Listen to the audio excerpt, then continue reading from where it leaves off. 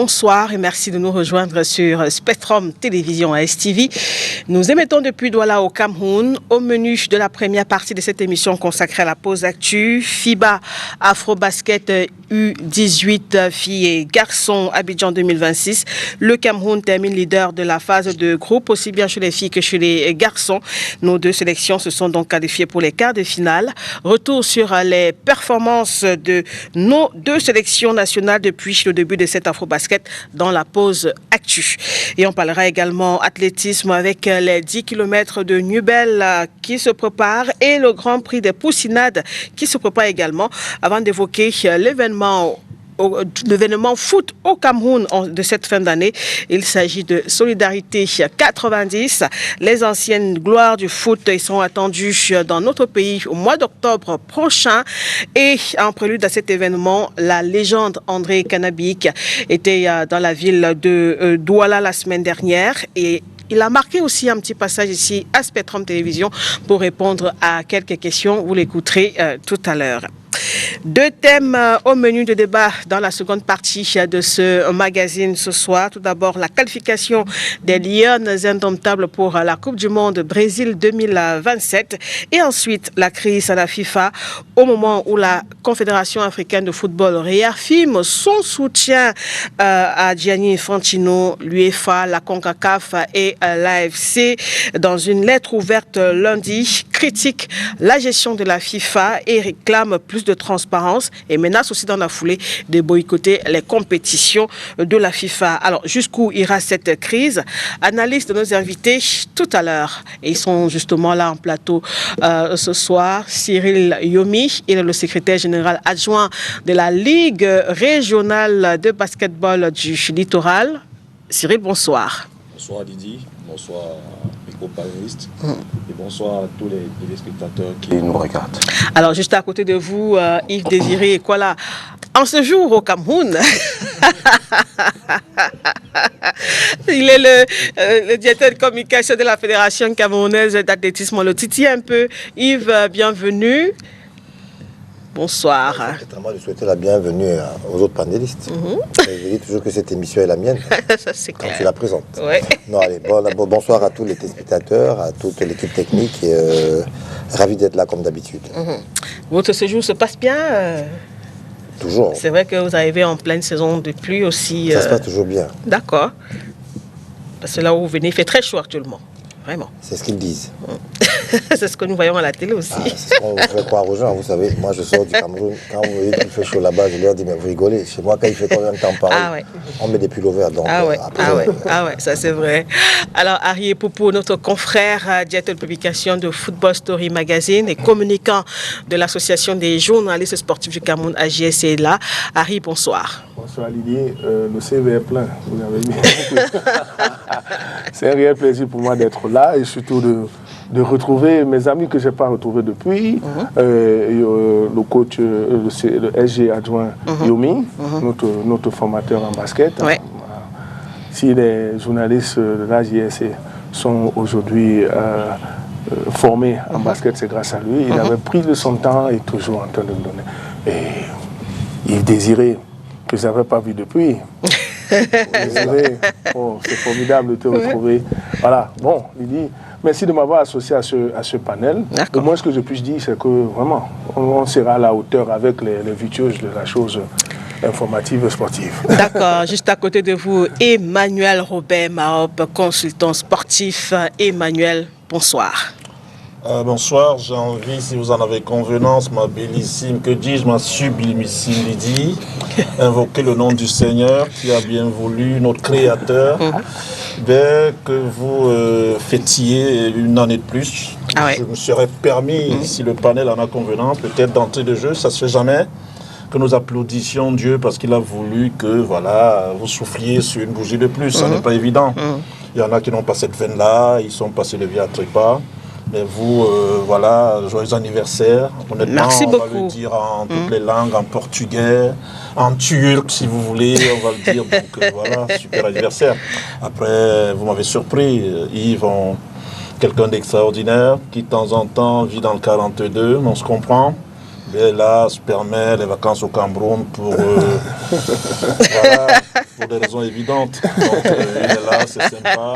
Également, le vice-président, le secrétaire général adjoint.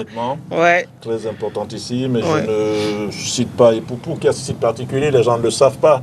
C'est qu'il est un parfait bilingue, c'est-à-dire couramment anglais et français. Donc, c'est toujours sympa d'être à ses côtés. Permettez-moi, quand on parle de basket d'entrée de jeu, d'avoir une pensée pour la NBA pour cette saison 2026-2027. On sera tous au Sixers de Philadelphie. On va habiter la ville de Philadelphie. Honnêtement, la ville de Iverson, la ville de Charles Barkley, mais c'est davantage la ville de LeBron James aujourd'hui, en duo avec Joe Embiid. Honnêtement, on a envie que pour cette saison, Joe Embiid remporte une bague de diamant, comme le fit à son temps en 2019. Pascal Siakam, le Spice Boy qui avait éclairé la ville de Toronto, alors qu'entre-temps, des joueurs comme Vince Carter étaient passés par là. Donc on aura une pensée vraiment cette saison pour Philadelphie, en espérant que ça se passe bien. Merci encore de m'avoir convié à cet échange. J'ai été Léon et bonne chance aux Lions indomptables. Voilà, on va en parler tout à l'heure. Et avant d'être focalisé sur Philadelphie, on va regarder un peu ce qui se passe du côté d'Abidjan, en Côte d'Ivoire, en Afrique de l'Ouest. Abidjan qui abrite actuellement l'Afro-Basket des moins de 18 ans, et le Cameroun est représenté aussi bien chez les filles que chez les garçons. Et la bonne nouvelle, c'est qu'à l'issue de la phase de groupe, le Cameroun s'est qualifié pour les quarts de finale, aussi bien chez les filles que chez les garçons. On fait rapidement le point dans le reportage qui va suivre avant les explications du SGA. Les équipes nationales de basketball des moins de 18 ans du Cameroun prennent part à Abidjan en Côte d'Ivoire depuis le 3 août dernier au championnat d'Afrique de basketball filles et garçons de moins de 18 ans baptisé FIBA Afro-Basket U18. Lundi 10 août, sur le parquet du gymnase du Palais des Sports de Treichville, le Cameroun, chez les garçons notamment, a battu le Sénégal sur le score de 49 points contre 46. Dans ce duel des lionceaux, le Cameroun remporte le premier quart-temps par 12-8, puis le second quart-temps par 16-10.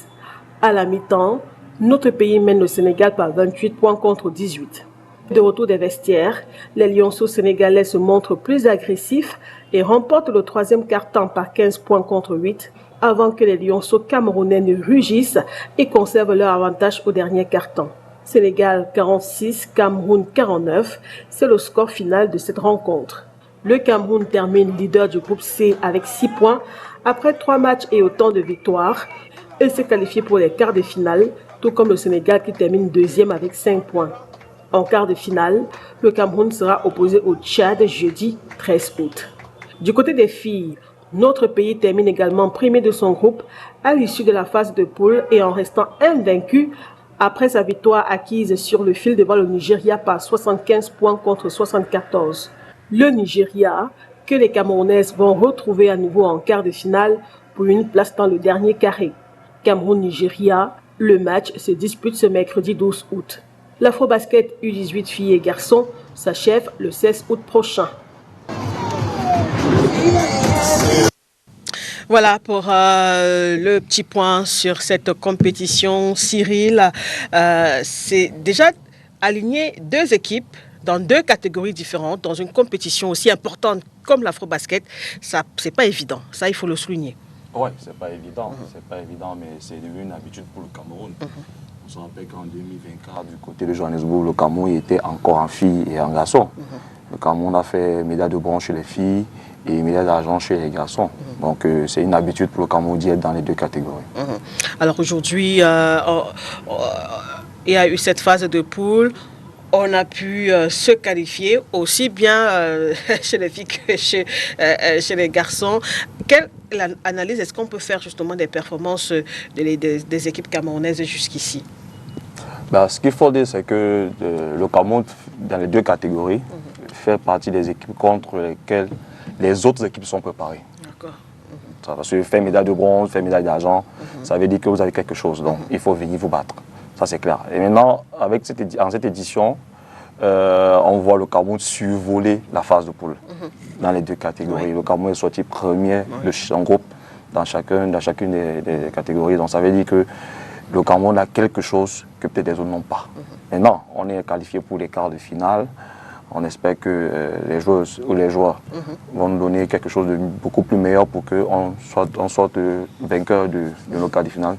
Et puis plus tard, demi-finale et pourquoi pas le trophée au 16 août. Alors Harry, vous qui suivez, j'imagine bien cette actualité, comment est-ce que vous trouvez justement nos équipes à Abidjan?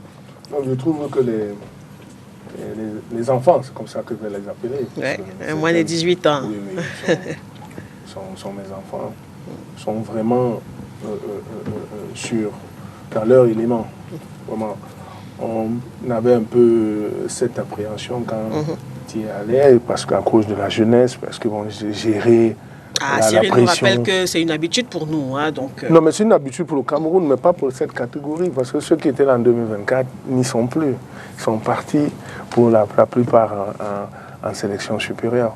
Donc on se disait que bon, les enfants, est-ce qu'ils vont vraiment s'adapter? Bon, mais on est très ravis, très satisfaits même de ce qu'ils font comme résultat. Moi j'ai un peu tremblé contre le Nigeria parce que j'ai vu le match d'un bout à l'autre. Oui, chez les filles, où il y a eu la prolongation. Et on aurait pu prendre vraiment un écart. Mais j'ai vu les filles un peu trembler parce qu'elles ne voulaient pas perdre ce match. On a eu 2 lancers francs dans les dernières secondes de la rencontre qui ont été manqués. Moi aussi, mon cœur allait sauter parce que j'avais peur qu'une attaque rapide, n'est-ce pas, remettre le Nigeria au point et peut-être prendre l'avantage. Bon, mais les enfants, donc, ça montre qu'ils ont pris du rythme. Chez les garçons, c'est formidable. Et je disais en off à Yomi que quand je vois ces enfants jouer, c'est le futur star de la NBA. Bon, peut-être je rêve beaucoup, mais ça commence par là. Ça commence par là. Et bon, on les attend maintenant en quart de finale. Quart de finale qui va certainement commencer dans quelques minutes. Bon, mais on se dit que c'est comme ça, ça va aller. Et on se dit que ces jeunes-là vont nous amener en demi-finale, ramener la médaille d'or. La médaille d'or. Oui. Donc vous pronostiquez pour une médaille d'or. Oui. Peut-être avant qu'Emmanuel n'intervienne, Cyril, ce match justement au Cameroun-Nigeria, ça a été très serré, parce que le Cameroun l'emporte avec un point d'écart, 75-74. Voilà. Ceux qui regardent la rencontre, ils conviennent avec moi que on a été dominé durant toute la rencontre, les 3 premiers quarts temps, je vais dire comme ça. Le premier, le deuxième, le troisième, on a été dominé. C'est à quelques minutes de la fin du 4e quart temps que nous avons réussi à damer le pion au Nigeria, à passer devant au score. Et une fois qu'on est passé devant au score, c'est le Nigeria qui courra après nous. Dieu merci, le match est fini. Le 4e quart temps est fini. C'était égalité au score, prolongation. Et les filles ont tout donné, sont allées chercher au fond d'elles-mêmes. Et avec une Evelyne Touyonon, Tony Touyan, Inyam Sopoliwa, efficace au rebond, une Messina Tchungi, efficace en attaque. Ça a donné ce que ça a donné. Le Cameroun est qualifié. Bon, on espère également qu'on ira en finale dans cette même lancée. J'ai peut-être envie de vous demander quelle est peut-être la stratégie de la fédération, comment est-ce que la fédération a préparé ces équipes-là, parce que ça, c'est pas le fruit du hasard. Il y a eu un travail de fond, forcément, qui a été fait. Oui. Le président de la fédération avait tout son exécutif, et ils ont mis les petits plats dans les grands pour qu'on arrive là où on est aujourd'hui. La préparation a commencé depuis le mois de janvier. Il faut le dire, il y a eu un stage externe qui a commencé au mois de janvier. Il y avait un groupe qui était constitué des joueurs qui résidaient dans la ville de Douala, il y avait un groupe qui était constitué des joueurs qui résidaient dans la ville de Yaoundé. L'entraîneur, Mme Longte Majoli, a envoyé un programme d'entraînement aux entraîneurs qui sont du côté de Douala pour qu'ils travaillent avec les filles. Pareil pour les garçons.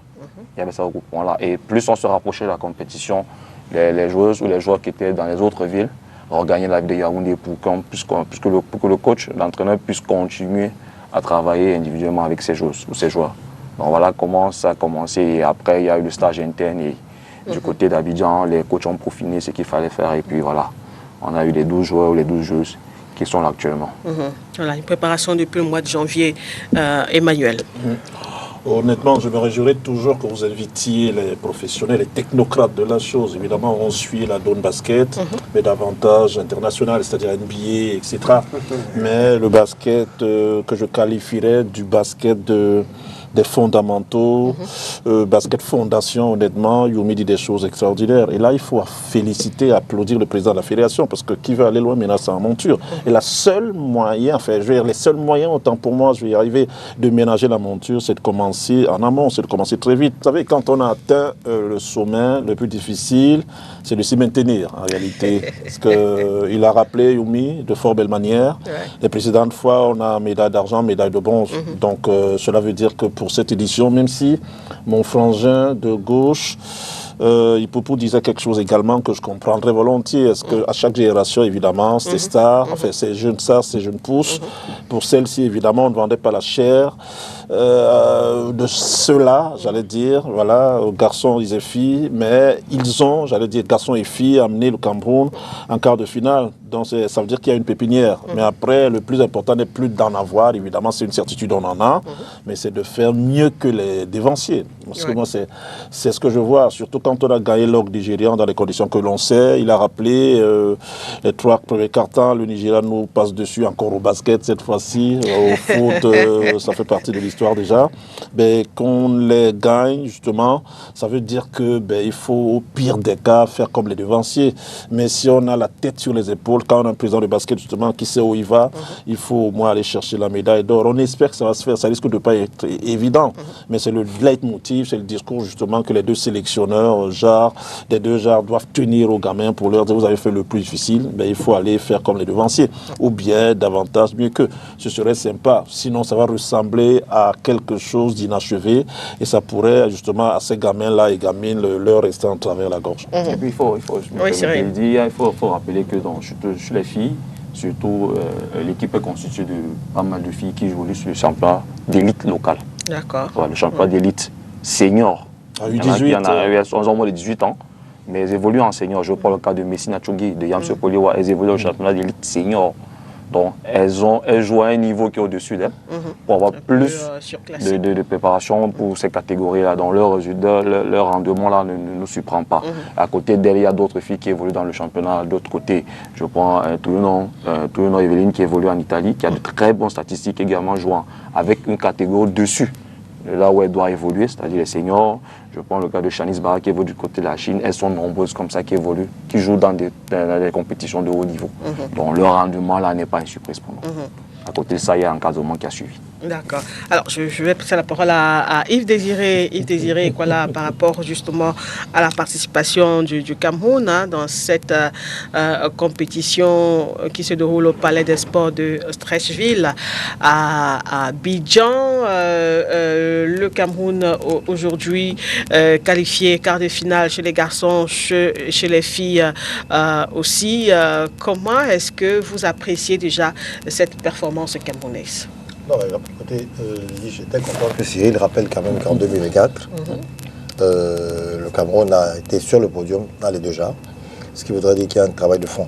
Et puis il faut vous dire qu'au niveau de la Fédération camerounaise de basketball, que je connais relativement bien, évidemment. Tout à fait. Donc, je dis, il y a un travail qui est vraiment fait, c'est-à-dire qu'il y a plusieurs académies aujourd'hui qui existent, qui sont mises sur pied, plusieurs écoles de basketball, excusez-moi. Ce qui fait en sorte que, ok, d'accord, la génération de 2024 peut être passée. C'est 2027, elle va passer, mais sachez que dedans, il n'y a pas que des U, parce que tel qu'il explique, vous avez des filles de U18 qui jouent en senior. Bon, vous appelez ça élite ou chacun ça nous a des dénominations, mais il y a un championnat senior, ce qui voudrait dire qu'il y a d'autres qui sont même pas moins, ils sont peut-être même U16, mais qui évoluent en U18. Ce qui voudrait dire que dans cette vague encore, il y en a qui vont encore rester là pour au moins 2 ou 3 ans. Donc c'est dire qu'il y a un travail de fond. Et moi je dis simplement qu'il mérite d'être encouragé. Je vous ai entendu beaucoup parler quand même des dames. Ça m'a un peu surpris parce que j'ai regardé le dernier match des messieurs contre le Sénégal. J'ai paniqué au 3e carton. Parce qu'il y avait 10 points d'écart. Si je ne me trompe, c'était 28-18. Au 3e carton. On a passé quasiment 7 minutes, on n'a pas mis un point. On a réussi à mettre 2 lancers, c'est un peu pour donner le... C'est un peu boostant encore les Camerounais. Même moi, je me suis dit, Est-ce qu'ils n'ont pas trop vite vu la victoire et puis ils sont un peu rentrés dans une espèce d'euphorie? Mais heureusement, ils sont un peu à la corde, hein, bon, on va dire comme ça. Mais je dis honnêtement, ce parcours est pour moi élogieux et je me dis qu'aujourd'hui, il y a des fédérations qui pensent à à quoi une fédération qui est telle que la fédération d'athlétisme a pensé depuis le temps, la relève. Ça non, parce que je dis aujourd'hui, on a dit tous, hein, oui, l'équipe est vieillissante, on a reconstruit, mais la reconstruction part de quoi? Mais c'est la relève. Et aujourd'hui, c'est la base. Quand je regarde ces gamins, quand j'entends qu'un U18 joue en Chine, je me dis, oula, déjà. Pourtant, on l'a connu dans des équipes sans pub aucune, des Onyx, Yaoundé, et machin, ils sont partis de là. FAP, on les a vu partir. On les a vu partir, Mongozone, justement, on les a vu partir. Donc, du coup, aujourd'hui, on se dit qu'il y a vraiment un travail de base qui est fait. Et je dis, tu l'as dit, Emmanuel, qui veut aller loin ménage sa monture. Et aujourd'hui, c'est ce que la Fédération de basketball a entendu. Je voudrais ajouter aussi, Lydie, qu'en matière de relève, vraiment, c'est quelque chose de formidable qui est en train d'être fait au niveau de la Fédération camerounaise de basket. Parce que cette équipe-là, non seulement bénéficie d'un très bon encadrement, mais c'est une équipe qui est en train de marquer le point. Parce que ces deux catégories sont en train de dominer toutes ces nations qui ont souvent dérangé les seniors. On a gagné la Tunisie, on a gagné le Nigeria, on a gagné le Rwanda. Voilà. Donc ça montre que les Camerounais sont en train de mettre la base dont il faut pour que le basketball camerounais soit au sommet dans 2 ou 3 ans. Vraiment. Donc, ils vont s'installer définitivement. Moi, j'y crois et je pense que les petits, ils ne demandent que ça, ils ne demandent qu'à jouer. Quand vous les voyez jouer, ils prennent du plaisir. Et ils ne veulent pas manquer l'occasion. Tout se passera bien pour eux dans cette compétition, je l'espère.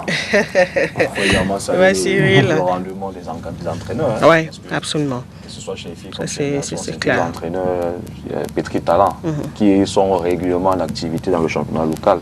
Je parle de Kevin Gwessé qui est l'entraîneur champion du Cameroun avec la BEAC. Je parle de Major Lonteux qui est plusieurs fois champion du Cameroun avec l'équipe de FAP Dam. Que ce soit FAP Dam, que ce soit FAP U18. Il n'y a que cette saison que le championnat lui a filé les doigts, mais régulièrement, elle est au sommet. L'année dernière, c'était le meilleur entraîneur de la saison chez les dames. Donc, c'est ce résultat aussi à mettre à leur actif. Moi j'ai quand même une question vite fait. Je suivais le basket très tôt, parce que mon grand frère déjà, Tep Jean-Claude, justement, jouait à Challenger. Parce que je m'y connais un peu, mais je me pose la question de savoir qu'à leur époque, justement, il y avait un quatuor de grandes équipes, Veto Femmes, Challenger, BEAC, ONCPB, justement. À une certaine époque, mais on ne les voyait pas trop performer chez les U18, parce que ça, c'est quand même... Ça me vient à l'esprit. Mais après, je me pose la question de savoir, ces équipes n'existent plus. D'où vient-il justement que celles qui existent maintenant n'avaient pas la même, j'ai envie de dire, la même constitution que celle-là? Parce que quand vous prenez Challenger avec M. Chuling à l'époque, président de Challenger, c'était des équipes justement où on retrouvait les internationaux, d'ailleurs qui ne venaient pas de l'extérieur. Mais on ne comprend pas justement, et c'est ça le plus important, et il faut féliciter le basket parce qu'il rend, j'ai envie de dire, ses performances pérennes, que maintenant qu'il n'y ait pas autant de top clubs, mais que chez les U18 justement qu'on puisse connaître ce genre de résultats positifs. Je me questionne quand même, monsieur le secrétaire général. Avec le temps, les choses changent. Naturellement, avec le temps, les choses changent. Le temps de Challenger, de Camer, c'était ce temps-là. C'est passé. Vous avez des joueurs comme Ocapio, Edson, Intep Jean-Claude, Feu Edson justement, Intep Jean-Claude, vous avez les Routumta, les Placides. C'était quand même la sélection du Cameroun à un moment donné. Mais chez les U18, honnêtement, c'était pas probant. On est dans les catégories jeunes.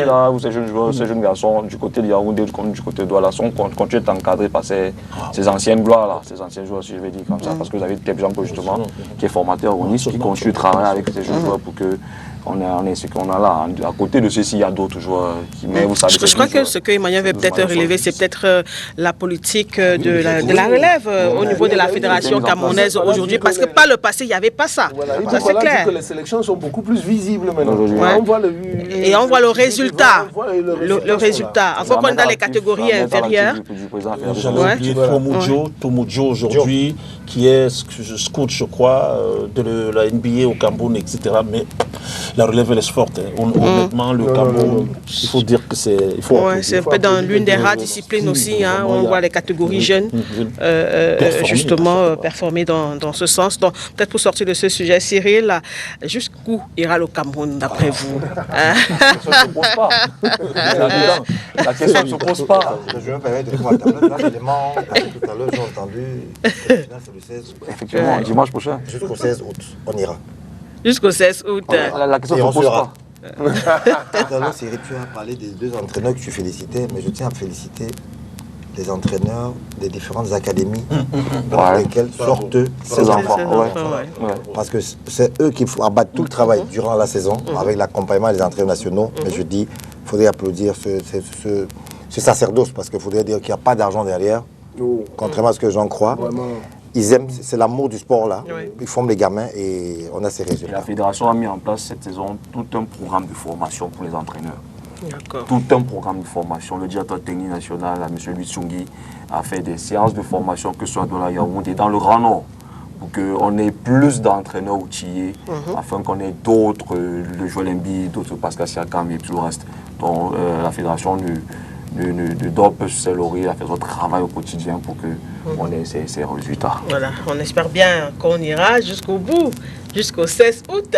On espère bien. De la finale de la Coupe Afro-basket féminine également. Il y a tout ça aussi.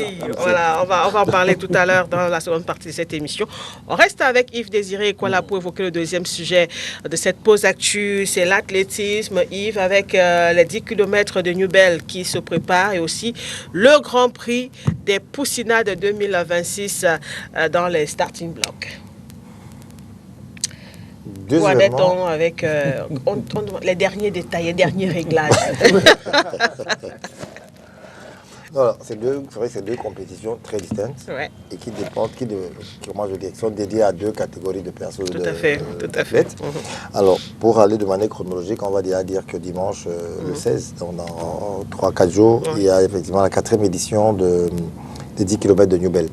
C'est une course sur route qui est organisée par la Ligue régionale d'athlétisme littoral. Que préside M. Joseph Ekouengangé. Compétition qui a été mise sur pied dans l'optique de permettre aux athlètes du littoral, au départ, d'avoir des compétitions sur route. Parce que préalablement, il n'y en avait plus beaucoup, en dehors d'1 ou 2 compétitions qui se déroulaient à travers la ville. Donc aujourd'hui, dans le littoral, on s'est dit, ok, d'accord, on se lance dans les compétitions telles que les marathons, les courses sur route pour préparer nos athlètes pour les échéances futures. Donc, à date, on va dire que le dernier rapport que j'ai eu avec le secrétaire général de la Ligue régionale, c'est qu'on compte à peu près déjà une centaine d'athlètes inscrits pour cette compétition en dames, monsieur, parce qu'il faut dire qu'il y a la course et après il y a une marche à côté. Donc, en termes de course, il y a à peu près 102 athlètes déjà inscrits en dames, monsieur, qui viennent des régions du sud-ouest, nord-ouest, centre, littoral. Et je dis ouest, j'espère. Donc, en fait, voilà, c'est ça. Donc, les 5 régions qui vont prendre part déjà, dont les inscriptions sont confirmées. Donc, au niveau de la marche, elle est ouverte à monsieur tout le monde et tout, voilà quoi. Donc, de manière grosso modo, on va dire ça comme ça. Par contre, peut-être des questions viendront après. Pour ce qui concerne le Grand Prix des Poussina, voilà, c'est le 22 août au stade annexe A de Lembe. Oui, Yaoundé. Alors, cette compétition, par contre, elle est certes sous l'égide de la Fédération camerounaise, mais elle est organisée par un groupe d'anciens athlètes qui ont décidé de donner un coup de main à la Fédération en organisant des compétitions dédiées aux jeunes de 6 à 16 ans. L'objectif étant ici de pouvoir détecter des athlètes, des pépites, pour leur permettre de les accompagner plus tard dans des clubs pour pouvoir performer. On faisait un clin d'œil tout à l'heure à nos amis basketteurs. C'est un peu ça l'objectif aujourd'hui. Et sur la durée, parce que ce n'est pas la première fois qu'elle est Poussina. Non, c'est la 6e édition en fait. Voilà. Quel bilan quand même est-ce que vous faites? Gros, je vais te dire, très honnêtement, gros bilan parce qu'aujourd'hui on a des athlètes tels que le petit Ariel Fegué, qui a été découvert lors des Poussina, la 2e édition en saut en hauteur. Wilfram Olemba, une sauteuse également, qui aujourd'hui fait quand même, alors respectivement, je crois qu'il est 5e national chez les seniors. Ariel, c'est-à-dire toutes catégories confondues au Cameroun, il est 5e au niveau du ranking annuel. La fille est 4e, Wilfram. Et ils ont représenté le Cameroun récemment au championnat d'Afrique U16, U18, qui a eu lieu en Zambie. Et ils sont rentrés avec... il y a un suivi. Il y a vraiment un suivi. Il y a un suivi. C'est pas fait pour être fait. Vraiment, ils sont suivis parce que quand on les fait rentrer dans des clubs, c'est qu'en fait, aujourd'hui, c'est un club qui existait, hein, c'est pas de la pub. Ils ont été, les deux appartiennent aujourd'hui à la club de la CNPS, l'Athletic Club. Vous avez donc des athlètes comme ça qu'on essaye de... On les détecte. Il y a des jeunes, je ne sais pas si je commence à les citer, qui sont dans les clubs aujourd'hui, qui font vraiment la fierté de l'athlétisme camerounais. Et il y en a. Et c'était ça, en fait, le vrai challenge. Ne pas faire pour faire. Je ne vais pas vouloir, comme on dit souvent, comparaison n'est pas raison. C'est la raison pour laquelle, une fois, je me suis plaint du projet qu'avait mis sur pied, paix à son âme, de regretter mémoire le président Ahmad Kalkama Baboum, qui était président du CNO, qui a mis sur pied les Dixiades. Alors, on s'est dit... Prochaine édition en décembre ici à Douala. Voilà, alors on s'est dit, ok, d'accord, c'est une compétition, on pourra avoir des gamins. Si on fait la sélection nationale, je prends le cas des sports co, c'est beaucoup plus facile pour que les gens comprennent.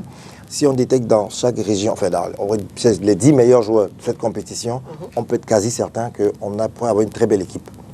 Et malheureusement, je parle de lui aussi, c'est hier, j'ai appris qu'il est aussi décédé.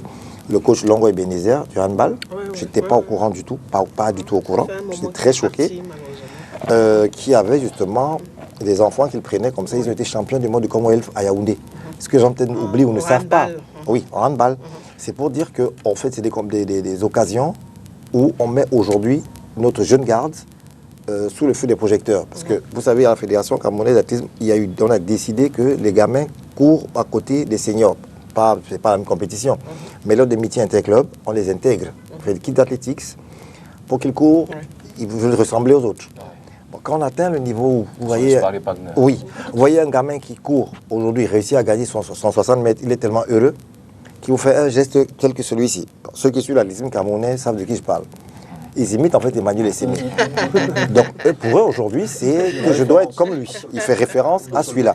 Parce qu'il a couru 1 heure avant, il a vu son geste. Comme lui aussi il a gagné, ça veut dire que je suis déjà comme lui. Ouais, donc c'est ça, c'était ça l'objectif lorsqu'on faisait des Parce que c'est important qu'il y ait des modèles. Hein. Ce brassage entre les jeunes et les... Donc pour eux, en fait, c'est des modèles aujourd'hui. C'est des modèles. Et on se dit, ok, on prend tous les seniors, mettez vos gradins, regardez ce que les enfants font. Cette compétition permet également aux parents de comprendre pourquoi est-ce qu'on prend leurs enfants le mercredi et les samedis. On les amène aux entraînements. Quand vous voyez un enfant qui court, le papa est assis, il faut une deuxième pression, l'enfant gagne, le papa comprend maintenant qu'il y a un certain encadrement autour, à la fin il a une médaille. Il commence à prendre ça un peu plus au sérieux. Donc on a préféré la période, je dirais, estivale, la période des vacances scolaires pour le faire, parce que c'est plus ouvert, on peut partir, parce que là on a 8 régions qui vont arriver cette année, 8 régions du Cameroun. On a 315 athlètes de 24 académies et écoles d'athlétisme qui arrivent sur Yaoundé. Donc, c'est dire que de plus en plus, on prend du galon, c'est la 6e édition. Et... Parce qu'il y aura peut-être des particularités pour cette édition. Oh, il y a des courses qu'on a... dans le même format. On ne restera pas dans le même format déjà, parce que de manière, les 2 dernières éditions, les parrains ont été Orion Dogmont. Il a eu d'après, c'est Emmanuel Essémé. Alors cette année, le parrain, c'est plutôt quelqu'un d'autre, c'est le maire de Yaoundé 6. C'est le maire de Yaoundé 6 qui a... Yoki Onana, voilà. Je sais souvent le nom, excusez-moi. Qui a entendu parler du projet. Il a dit, mais c'est incroyable. Et c'est quelque chose d'extraordinaire. Il a souvent vu les compétitions. Il vient souvent voir des meetings. Il a envoyé une équipe regarder. Et puis il a dit, non, ça, j'achète. Il a dit, franchement, c'est quelque chose à encourager. Et en fait, c'est quoi l'objectif? C'est détecter pour assurer la relève. Parce qu'on a beau dire l'équipe est vieillissante, ainsi de suite, mais qu'est-ce qui est mis sur pied? Et on a l'accompagnement de la fédération, de l'UNIES qui nous permet d'avoir les infrastructures, le CNO, après vous avez des partenaires qui se greffent à l'événement, ainsi de suite, voilà. On va peut-être rappeler la date. Le 22 août, 22 août, dès 7h, oui, parce que généralement on le faisait le mercredi, mais on a ramené cette année au samedi. Pour permettre aux gens oui, pour que les parents puissent être présents. Et voilà. Mais il y aura des courses qui n'ont pas souvent faites. Notamment, il y a un relais qu'on appelle 4-2-2-4. C'est-à-dire que le premier partant fait le 400 mètres. Il transmet le témoin. Le second fait le 200 mètres. Le troisième fait 200 et l'autre finit le 4. C'est des courses qui s'animent. C'est des courses qui animent beaucoup. Les courses de relais de ce type, ça anime beaucoup. On a rajouté la marche sportive, parce que la marche athlétique, il faut que les gens comprennent un peu la différence entre la marche du dimanche et celles de compétition, des petites choses comme ça. Donc, grosso modo, voilà le menu de cette 6e édition. J'avais une dernière préoccupation par rapport aux poussinades. Ce sont souvent les enfants. Oui. Et c'est pas évident de les encadrer. Mettez-vous comme ça, etc. Comment est-ce que vous vous organisez justement? Alors, il y a une grosse équipe qui est uniquement dédiée à cette tâche. Parce que vous savez, quand ils arrivent le matin, ils viennent par club. Oui. Ils viennent par club, ok, d'accord, ils sont là, avec leur équipement, ils s'installent.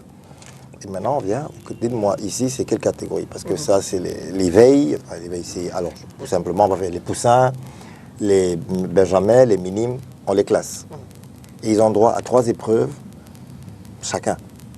Donc, alors, vous faites quoi? Soit en longueur, ok, allez avec la dame là-bas. Vous avez lancé de vortex, allez avec Cyril de l'autre côté. Vous faites telle autre épreuve, allez avec Harry, ainsi de suite. Donc, c'est réparti, il y a un système de rotation dans la compétition. C'est-à-dire qu'on a, je dis n'importe quoi, c'est comme quand on fait le...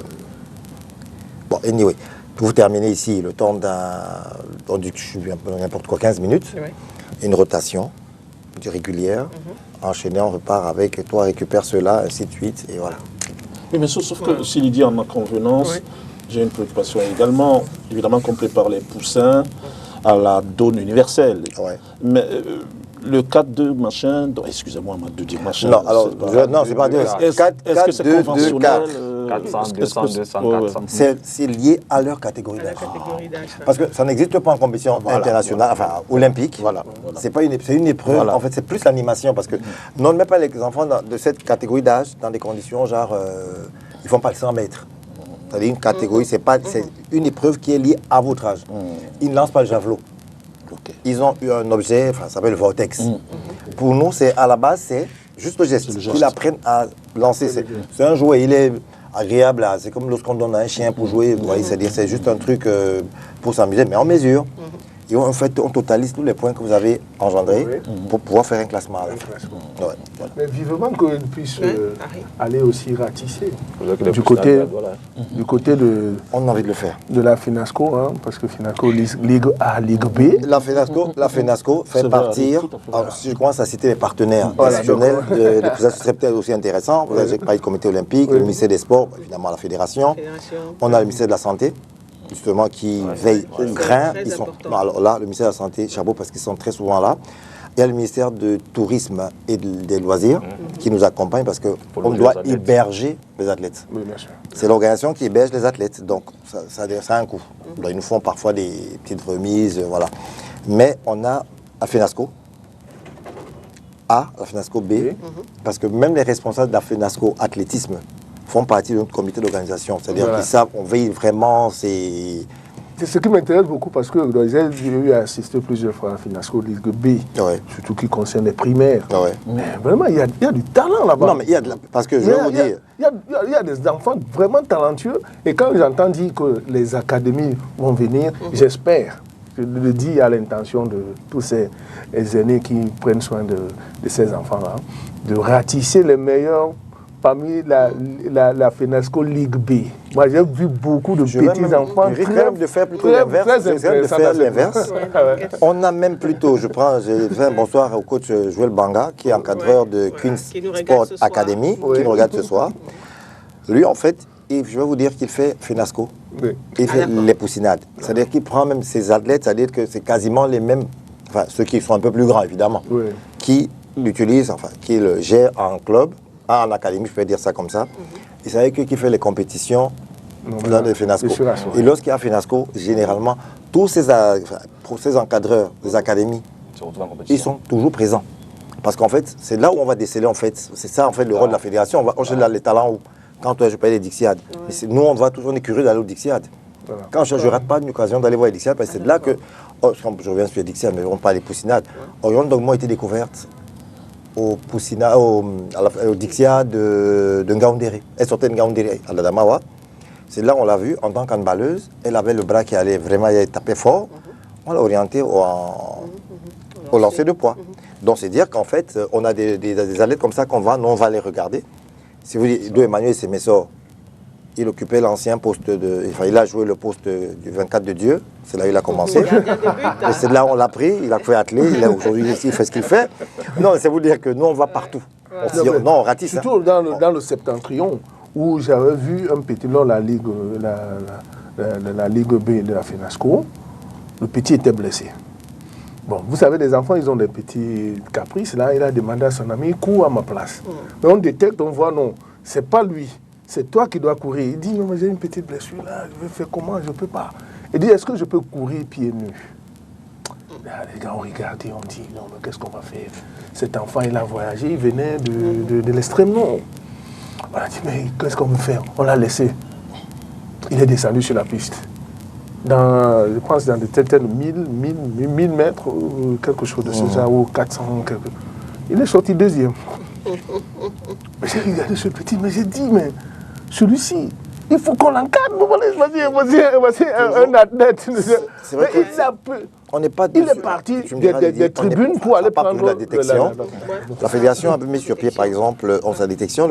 La fédération a mis sur pied, par exemple, des détections. En dehors des FENASCO, on aurait un camp de campagne, un camp de vacances, par exemple, à Maga, à Pousse, c'est l'extrême nord. Vraiment, c'est loin, là. Après les Yagua et tout ça, là. C'est de là qu'ils sont sortis aujourd'hui le détenteur du record du lancer de javelot du Cameroun.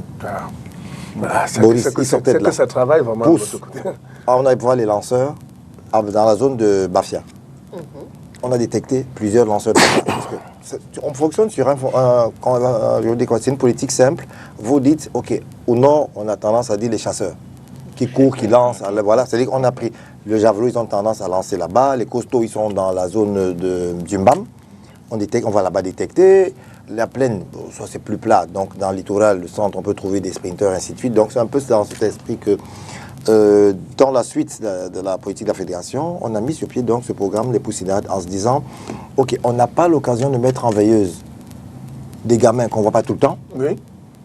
C'est l'occasion pour eux de dire, OK, d'accord, venez vous déployer. C'est vraiment.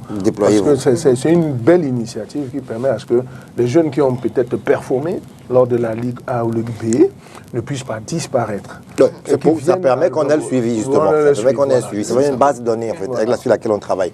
Et alors, ça passe en grand prix pour cette édition, pour une raison simple, parce que l'événement commence à être internationalisé. Là, on a le Tchad qui arrive et qui est censé arriver, le Nigeria et le Gabon. Ça, je gardais ça pour la fin. Oui. C'est vrai que quand j'ai vu Grand Prix, elle s'est demandé certainement, pourquoi Grand Prix? En fait, parce qu'il y a des pays étrangers qui ont regardé, qui ont vu ça et ont dit, OK, c'est à quelle date? Quitte à ce qu'on fasse venir 2-3 enfants et on essaie un peu de les mettre en compétition avec les autres. Mais parlant de Poussinades, vraiment, les meilleurs sont rémunérés ou c'est juste à titre Alors, je veux dire que, vous savez, la rémunération, c'est beaucoup plus en sport. Ils ne font pas encore le sport. Pour nous, c'est encore l'animation, l'activité. Maintenant, ce dont nous, l'organisation, on prend en charge, c'est notamment leur donner des médailles à la fin. Ils ont un podium, ils rentrent avec la médaille, ils montrent à papa. Le papa est toujours content que l'enfant soit rentré avec. On assure leur, les transports de là où ils habitent, ils viennent à Yaoundé, hébergement, restauration, ils ont des goûters. Oui. Transport local? Oui, là c'est transport local parce que pour ceux qui arrivent, je prends le cas du Gabon, le président Tati est venu au Cameroun, il a vu comment on faisait les compétitions de jeunes. Il a dit, je vous amène quelques enfants pour votre compétition. Par quel moyen ils viendront? Par route, avion? Ça, c'est selon sa discrétion. Donc, mais par la suite, c'est quand ils arrivent, on a l'obligation de les loger, les nourrir, les transporter pour le stade. Il y a une navette, forcément. Donc, l'idée, un gamin qui vient de Marois, c'est vous qui vous en occupez? Oui. Toute la logistique? Oui. Avec les commodités qui vont avec. Oui, c'est formidable. Tout le monde qui vont avec. Beaucoup de courage. On va donc rappeler 10 km de Newbel ce dimanche 16 août. Et le Grand Prix des Poussinades à Olembe à Yaoundé le 22 août prochain. 3 pays africains attendus à cette compétition consacrée aux catégories jeunes de 6 à 16 ans, vous l'avez dit. Voilà, le Tchad, le Gabon, Le Gabon, le Tchad et le Nigeria. Et le Nigeria, voilà, attendu. Évidemment, dimanche, il y a beaucoup d'activités. Désolé, dit que le maître de Nubel, la Fond Basket, où certainement le Cameroun sera au podium. Le Sénat de la CAN féminine. Haute marche du podium. Le Sénat de la CAN féminine. Moi, ce que je voulais dire, c'est que je tiens un grand coup de chapeau à la Fédération d'athlétisme. Ah oui, c'est le travail de fond qu'ils font. On ne le voit pas forcément, mais on sait qu'il y a un travail qui se passe. C'est qu'ils font vraiment un travail de détection pour assurer la relève. Ils font également, comme toutes les autres fédérations, le volleyball, le basketball, ils font un travail de fond pour qu'on ait mais plus tard. Donc, vraiment chapeau. La cellule de communication qui peut venir à STV en parler, c'est-à-dire nous y mettre. Parce qu'on n'est pas des. Ça, c'est également important de savoir. Absolument, de faire la cellule de savoir, communication, absolument. Voilà. On n'y est pas, ça ne fait pas partie de notre tasse de thé, mais on est obligé de s'y mettre quand il vient de temps en temps, quand il fait partie du 42 pour être là pour communiquer dessus. Et il dit justement qu'il fait des relais, en veux-tu, en voilà. On va laisser le foot bientôt, peut-être pour être consultant appelé. En tout cas, les rendez-vous sont pris et on sera là évidemment pour relayer comme d'habitude. On va au pas de course refermer cette première partie de l'émission en parlant de l'événement foot de cette fin d'année au Cameroun dans les villes de Douala et Yaoundé, Solidarité 90. C'est un événement dédié aux anciennes gloires du foot du Cameroun, voire même africain, attendu au mois d'octobre, tout d'abord dans la ville de Douala, avec évidemment une pensée aussi pour ceux qui étaient là avant, qui nous ont quittés. L'événement est organisé par l'association Coup d'œil que préside Annie Epé Dipita, et parmi les légendes attendues au Cameroun pour cet événement en octobre, il y a notamment André Kana-Biik, et c'est dans la perspective de cet événement-là qu'il était dans la ville de Douala il y a quelques jours, et voilà, après son audience avec le maire de la ville, il a fait un petit crochet par ici à STV pour répondre à quelques questions de la rédaction. On voit tout ça dans le reportage qui va suivre.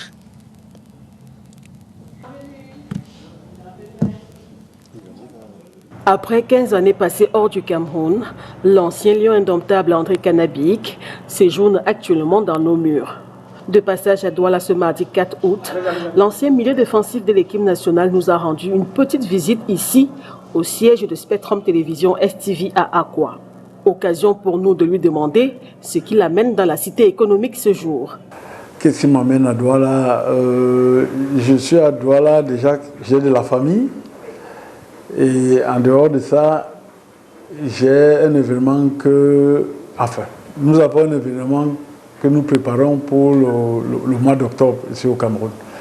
Donc j'en ai profité pour rencontrer les institutions qui ont bien voulu nous accompagner. Voilà, c'est pourquoi je suis à Douala. En plus, j'ai joué ici, donc je peux dire aussi que je suis chez moi à Douala. Ça fait combien de temps que vous n'êtes pas... 15 ans, ça fait 15 ans que je n'avais pas mis les pieds au Cameroun. L'événement sportif en question, prévu au mois d'octobre prochain, est baptisé Solidarité 90. Organisé par l'association Coup d'œil, présidée par Annie Banda et Pédipita, celui-ci vise à célébrer les héros du Mondial 90 et à réunir également à travers des matchs d'exhibition toutes les générations du football camerounais. J'ai été contacté parce que je fais partie des personnes qui sont à l'origine de la création déjà de l'association C'est Lyon pour l'éternité, dans Lyon 90. Donc au cours d'une excusez-moi.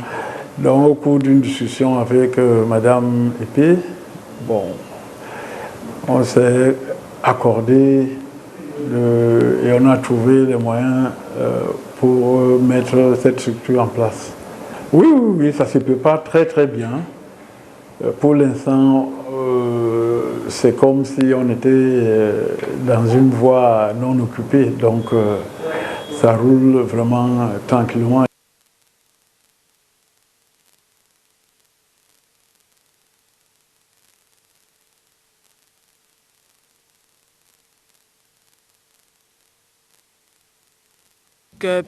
petit souci avec cet élément, mais de toute façon, on a compris l'essentiel. Hein. André Kanabik, qui était donc à Douala dans la perspective de cet événement-là, prévu au mois d'octobre. Emmanuel Maop, très impliqué, on va le dire, dans l'organisation de cet important événement. Emmanuel, où en est-on? Le mois d'octobre n'est plus loin. Eh bien, avant ça, permettez-moi encore de louer votre professionnalisme, voyez-vous, comme j'aime à dire.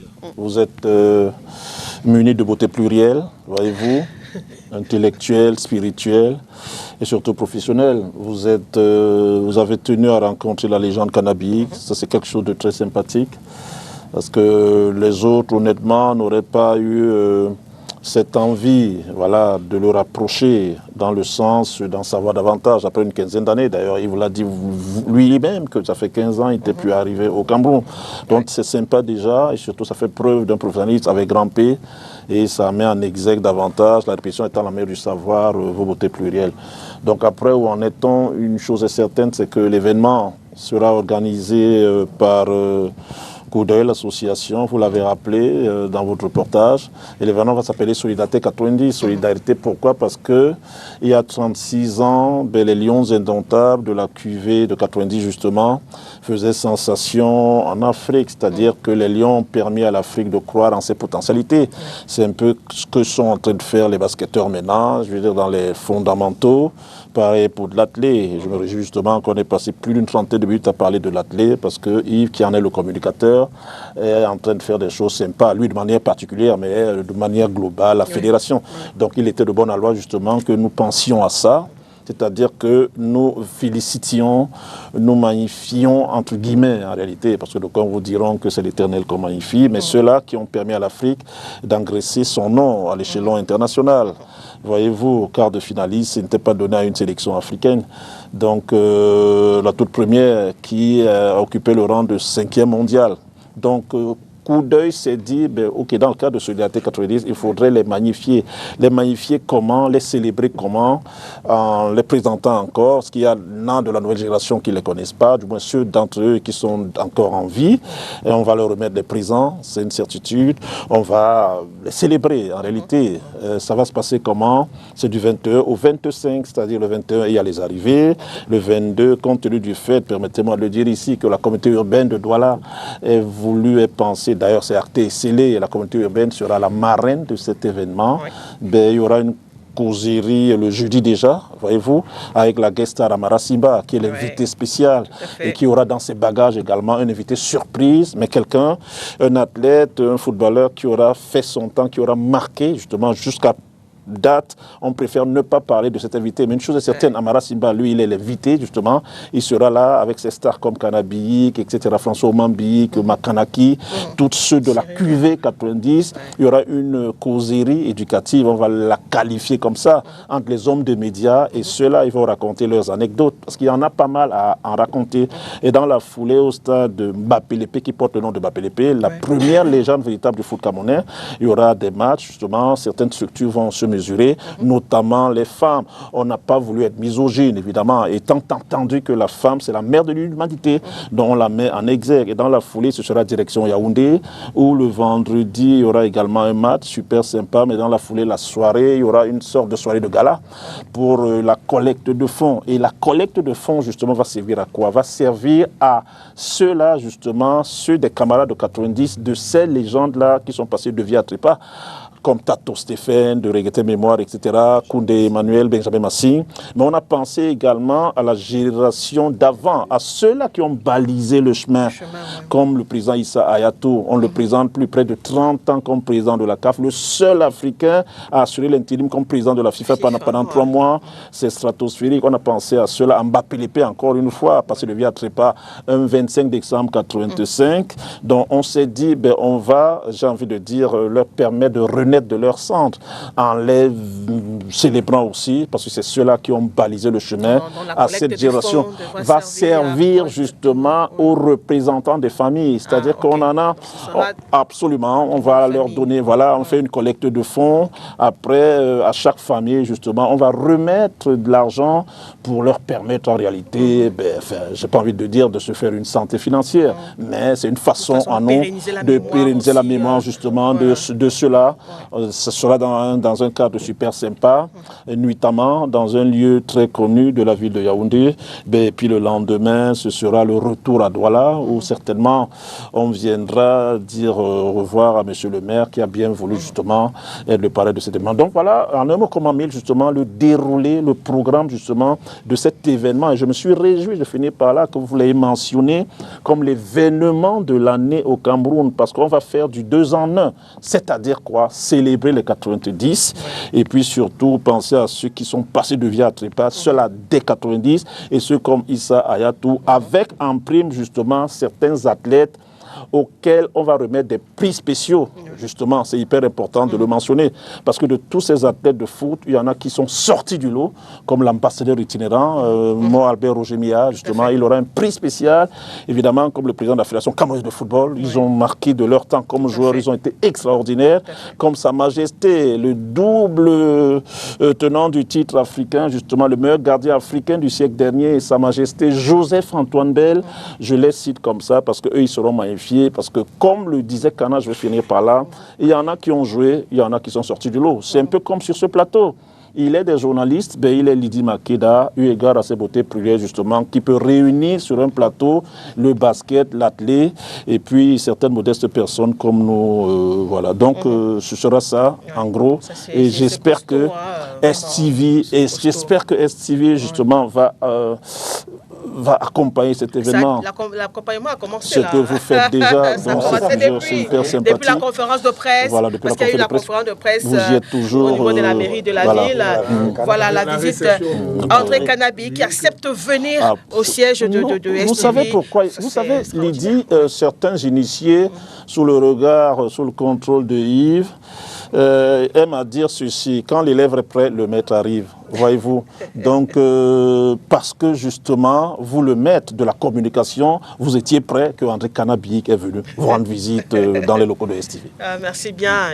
Et forcément, au mois d'octobre, ils seront encore nombreux à venir sur ce plateau par rapport à cet événement. Harry, pour sortir, et on parle des Lions. On ne peut pas parler de Canabi que je reste indifférent. En 86, Emmanuel se souvient, qui faisait ça après avoir marqué un but, il a fait ceci. Il est venu vers le banc. On était très petits à l'époque, à peine 10 ans. Et nous aussi, quand nous marquions le but à quartier dans nos petits dribbles butés qu'on faisait, on imitait Canabi. Il serait très content de le revoir. Quand il faisait ça, donc il a dit: Soro, s'il vous plaît, j'ai marqué. Ne m'attrapez pas, ne m'arrêtez pas. Bon, c'était formidable. En Coupe du Monde 90, penalty, qui va tirer? Emmanuel Koundé. C'était quelque chose de formidable. Koundé, Emmanuel. Et Koundé s'avançait contre l'Angleterre. Cameroun était mené 1-0. Ce penalty-là devait remettre le Cameroun dans le match. C'était Chilton dans le but, meilleur gardien de l'époque. Mais on était sous les tables. Mais est-ce qu'on va égaliser Koundé dans sa manière de frapper, de tirer? Parce que pour moi, je ne vais pas dire paix à son âme. Non. Pour moi, Koundé va vivre dans ma mémoire éternellement. C'est extraordinaire. Donc, et Koundé a, dans sa manière traditionnelle de frapper le coup franc, les pénaltys. Il avait cette manie, là au poteau, il mettait là, hors de la portée de gardien. But du Cameroun, égalisation en plein quart de finale. Oulala. Oulala. Harry, je comprends maintenant pourquoi vous faites partie. Permettez. Oulala, c'était dans des bandes. On courait dans tous les sens. Les voitures pouvaient courir. Quand le Cameroun a égalisé contre l'Anglais. Je ne comprends pas pourquoi vous vous occupez une place prépondérante, on ne peut plus importante ici même, je pèse mes mots, vous savez, le français dépend de l'auteur. Quand on emploie des mots justement dont on sait se servir, on les assume. Je comprends pourquoi vous occupez une place prépondérante justement dans la JSC de manière globale. Je comprends pourquoi, parce que vous faites partie également des anthropologues. Voilà, il peut le dire en français et en anglais, mais vous avez seulement omis, parlant de Koundé, de regretter mémoire, que c'est en 88, lui encore une fois, en pleine finale contre le Nigeria, qui permet au Cameroun de remporter. Et cette fois-là, qui était au goal du Nigeria? C'était au Karadi, en fait. Non, c'était... Bon, le nom va me revenir. Bon, c'était aussi Koundé, de la même manière qu'il avait mis ce ballon. Comme vous dites qu'il était temps, parce qu'on avait attendu... Lydie devait être très jeune à l'époque, en 90. Hein. Qu'est-ce qui s'est passé? C'est parce que les Lions sont venus. T'es même pas, peut-être pas. Voilà. Elle a un super. Donc les Lions arrivent au Cameroun. Ils partent de l'aéroport. Ils devaient faire le tour de la ville. Bon, nous qui habitions non loin de Ndokoti, nous sommes sortis là. Et on a accompagné à la course en 90, le bus des Lions.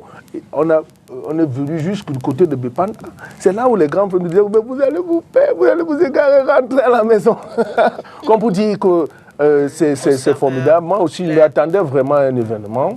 Il y avait ça dans un coin de ma tête, dans le cœur, que quand est-ce que je pourrais vraiment serrer la main à ce groupe. Ça y est, c'est fait. Vous vous joignez à nous. Non, vraiment. De suite, je ferai tout pour être... Et laisser les gens là, et la presse. De la communication, rassurez-vous, vous allez vous joindre à nous. D'accord? Vous faites déjà partie de ceux-là qui vont communiquer pour cet événement. Voilà, ça, je peux vous garantir.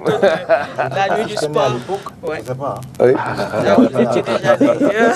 Non, mais toi, peut-être tu étais... Peter Roufaï, c'est le nom qu'on cherchait. Parce que bon, quand il a dit Peter... Passé devient Tripa aussi. Voilà, quand il a parlé Peter, c'est Shilton qui voulait venir. Peter Shilton, mais j'ai dit non, c'est pas lui, Shilton. C'est Roufaï. Il était rôdi, généralement, comme on dit, un visage pas sympa. Et Roger Mila avait fait quelque chose de formidable ce jour-là. Celui qui cause le penalty, d'ailleurs. Triple dribble à gauche, crochet à droite. Oh. Triple feinte à gauche, crochet à droite, penalty. Et vous savez comment Roger Mila a fait? Vous savez ce que Roger Mila a fait? On lui a dit non mais il n'y a pas penalty. Il a dit ah oui, il y a penalty. Il a fait le maillot comme si on les imitait, nous, quand on était petits. Mais on rejouait le film de Matt de Lyon. Ah, merci qu'il soit là aujourd'hui. Emmanuel, merci pour tout ce que vous avez fait. On ne va pas s'arrêter. C'est la réalisation qui nous fait signe d'avancer évidemment dans le conducteur. Donc on rappelle les dates, Emmanuel. Du 21 au 25, 21 arrivé par le truchement de l'aéroport international de Douala, avec tout ce que cela comporte, commodité, etc. Dans la ville, hein. Les hôtesses, les plus belles femmes du monde en réalité qui vont se déporter à Douala. Mais évidemment, il y en aura qui viendront du Cameroun aussi comme hôtesse. Amara Simba va s'amener, on va le recevoir avec son ami, honnêtement, son invité spécial, qui a une tête très couronnée du foot. On réserve la primeur justement, le moment venu on saura. Et voilà, direction hôtel. Ensuite, restaurant et le lendemain, tout ce que j'ai dit. Cette rencontre-là avec la presse. Oui, la presse, évidemment. La presse causerie éducative. La presse y est conviée de fête. C'est le moment ou jamais. La toute première année, causerie de 2h30 en réalité, dans une salle, dans la meilleure salle de la communauté urbaine de Douala. J'oublie le nom. Très sympa, voilà, très usuel justement pour ce genre de rendez-vous. Voilà, Tokoto justement. Tokoto, Rodolphe justement, un espace divergent et très convergent, assez sympa. Donc la presse va s'entretenir avec ses anciennes gloires qui mettront en exergue certaines anecdotes voilà, que la presse va se faire plaisir de relayer. Permettez-moi d'inviter aussi de l'appeler ici pour le truchement du service de communication.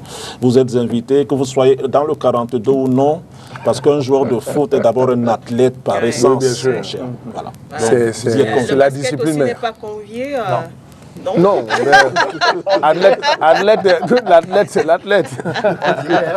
En tout cas, c'est l'événement foot, c'est l'événement sportif de cette année au Cameroun. Il faudra absolument être là, il faudra absolument vivre cela. Vraiment, ça n'arrive pas tous les jours. Et on va saluer Agniépé Banda Dipita qui est à la tête de l'association Coup d'œil qui porte cet événement. On attend des gens comme Émile Mbumbu. Absolument. Voilà, ça il est aux faisait un États-Unis, moment, il viendra, pas vu. il fera le déplacement. Il a une superbe académie du côté de Washington d'ici. Voilà. Il fera le déplacement. Cyril Makanaki, bref, tout cela, honnêtement, qui ont œuvré, qui ont fait. C'est du lourd qui arrive. Oui, c'est du très lourd. Voilà. Et dans cela, par la communication de Stevie, honnêtement, voilà, partenaire idoine, idéal, partenaire number one, même s'il y a d'autres médias également qui vont accompagner. Lydie, honnêtement, du fond de mon cœur, je tiens à vous exprimer ma gratitude de manière particulière. Je vous aurais fait un baise-main, honnêtement, si c'était permis en télévision que Nelly. Mais je vous exprime. Merci bien. Merci Emmanuel. Évidemment, on continuera de suivre cette actualité. On rentre dans la seconde partie de cette émission consacrée au débat avec deux thématiques. Tout d'abord, la qualification des Lions indomptables pour la Coupe du Monde Brésil 2027 et tout à l'heure, la crise au niveau de la FIFA. Mais déjà, Cyril, un mot sur cette qualification-là du Cameroun pour le mondial féminin prévu l'année prochaine du côté du Brésil. La qualification acquise, on le rappelle, au cours de cette Coupe d'Afrique des Nations de football féminin qui se dispute actuellement au Maroc, grâce à son ticket d'accès pour les demi-finales. Le Cameroun a décroché dans la foulée aussi cette qualification. Il faut dire que ça faisait plusieurs éditions que le Cameroun n'était plus à la Coupe du Monde. On va saluer ces efforts fournis par les filles et le staff technique qui va avec. Elles sont qualifiées de la plus belle des manières, mais ce qui est beaucoup plus intéressant, c'est de là où on vient. Oui. On vient d'où? D'un repêchage. Oui.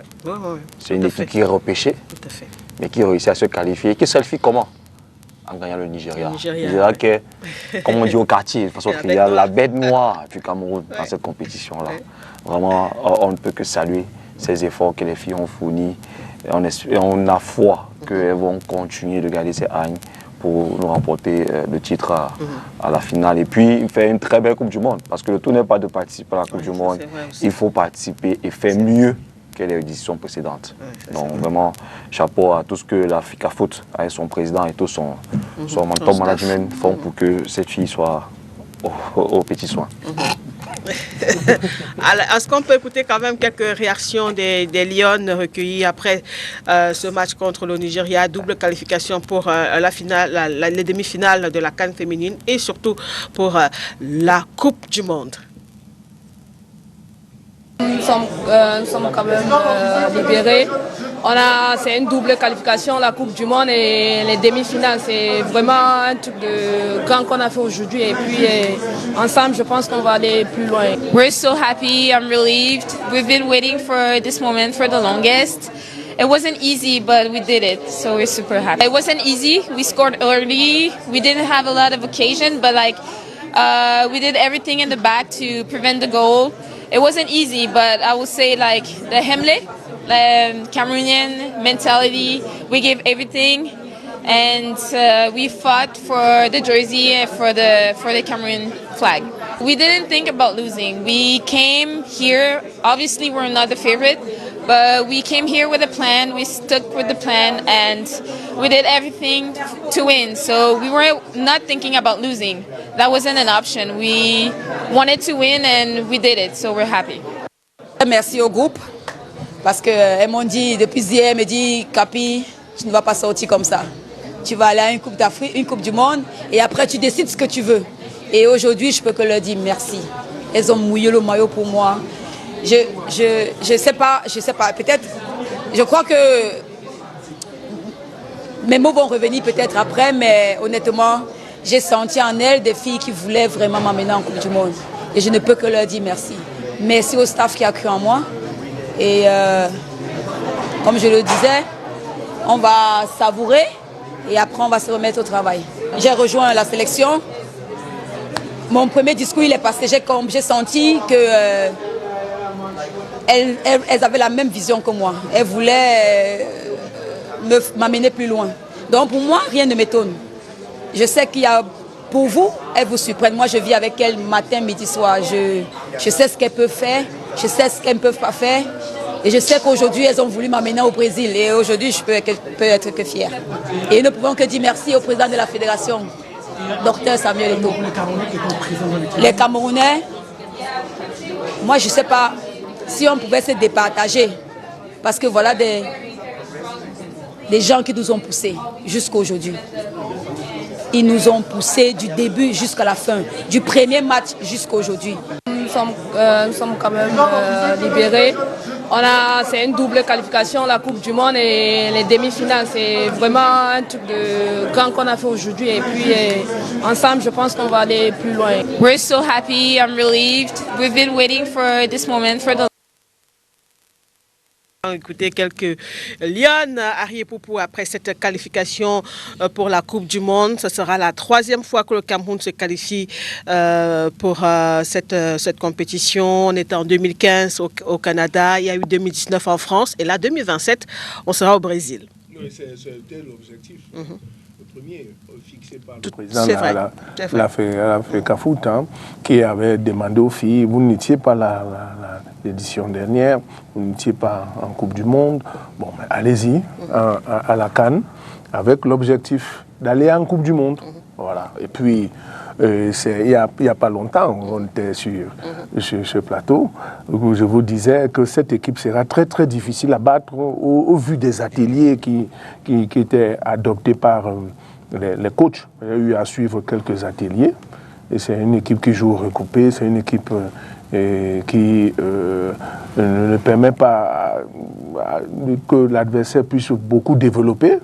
Et donc, elle devait être difficile à battre. Moi, j'avais vu ça longtemps à l'avance. Sinon, le Nigeria aurait pris le dessus. Bon, mais aujourd'hui... Cyril dit qu'il rappelait qu'il ne faut pas seulement se qualifier, il faut aussi aller faire mieux. Si oui, comme à la Coupe du Monde. Comme il a si bien dit en basket, on doit y aller jusqu'au bout. Le foot aussi, c'était ça. Mais il y avait un peu l'appréhension, un peu de la peur au ventre quand les filles y allaient, parce que le premier objectif était d'aller en demi-finale et de décrocher ce ticket pour la Coupe du Monde. Voilà. Et puis maintenant où elles sont, la petite Maï a bien précisé que bon, vont jouer libérés. Et ça, c'est vrai. Et même l'entraîneur, la sélectionneur, Ngele Valentine, l'a si bien précisé, que prenez du plaisir. Pourquoi est-ce qu'elle voudrait que les filles jouent ainsi? Parce qu'on ne peut jouer que comme on s'entraîne. Et quand on prend du plaisir aux entraînements, il ne faudrait pas qu'on se mette une pression supplémentaire pendant le match.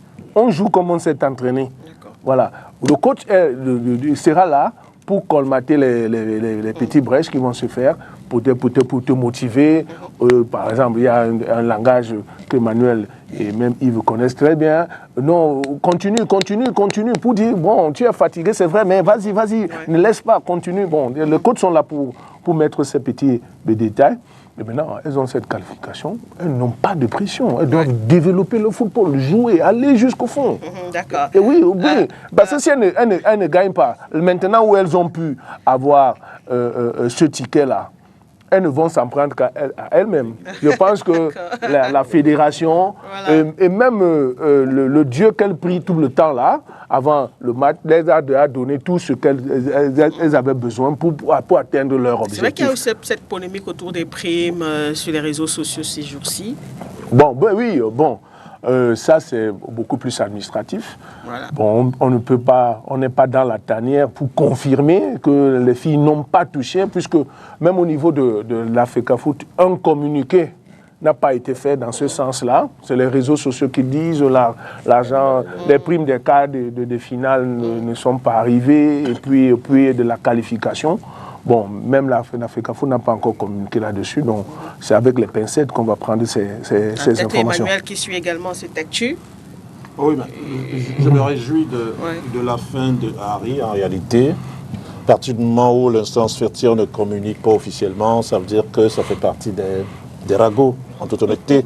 En l'état, ce qu'il faut retenir, c'est que... Il y a quand même une sortie du ministère des Sports. Absolument. Et puis, il faudrait rappeler, le ministère des Sports, en réalité, peut se charger de ce que je qualifierais de l'escorte de l'argent, tout simplement. Mais les hautes instructions sont données, justement, à qui de droit pour faire parvenir l'argent aux joueurs. C'est exactement ce qui s'est passé. La prime de participation, si j'ai bonne mémoire, voyez-vous, avant l'entame de cette compétition, était de 30 millions.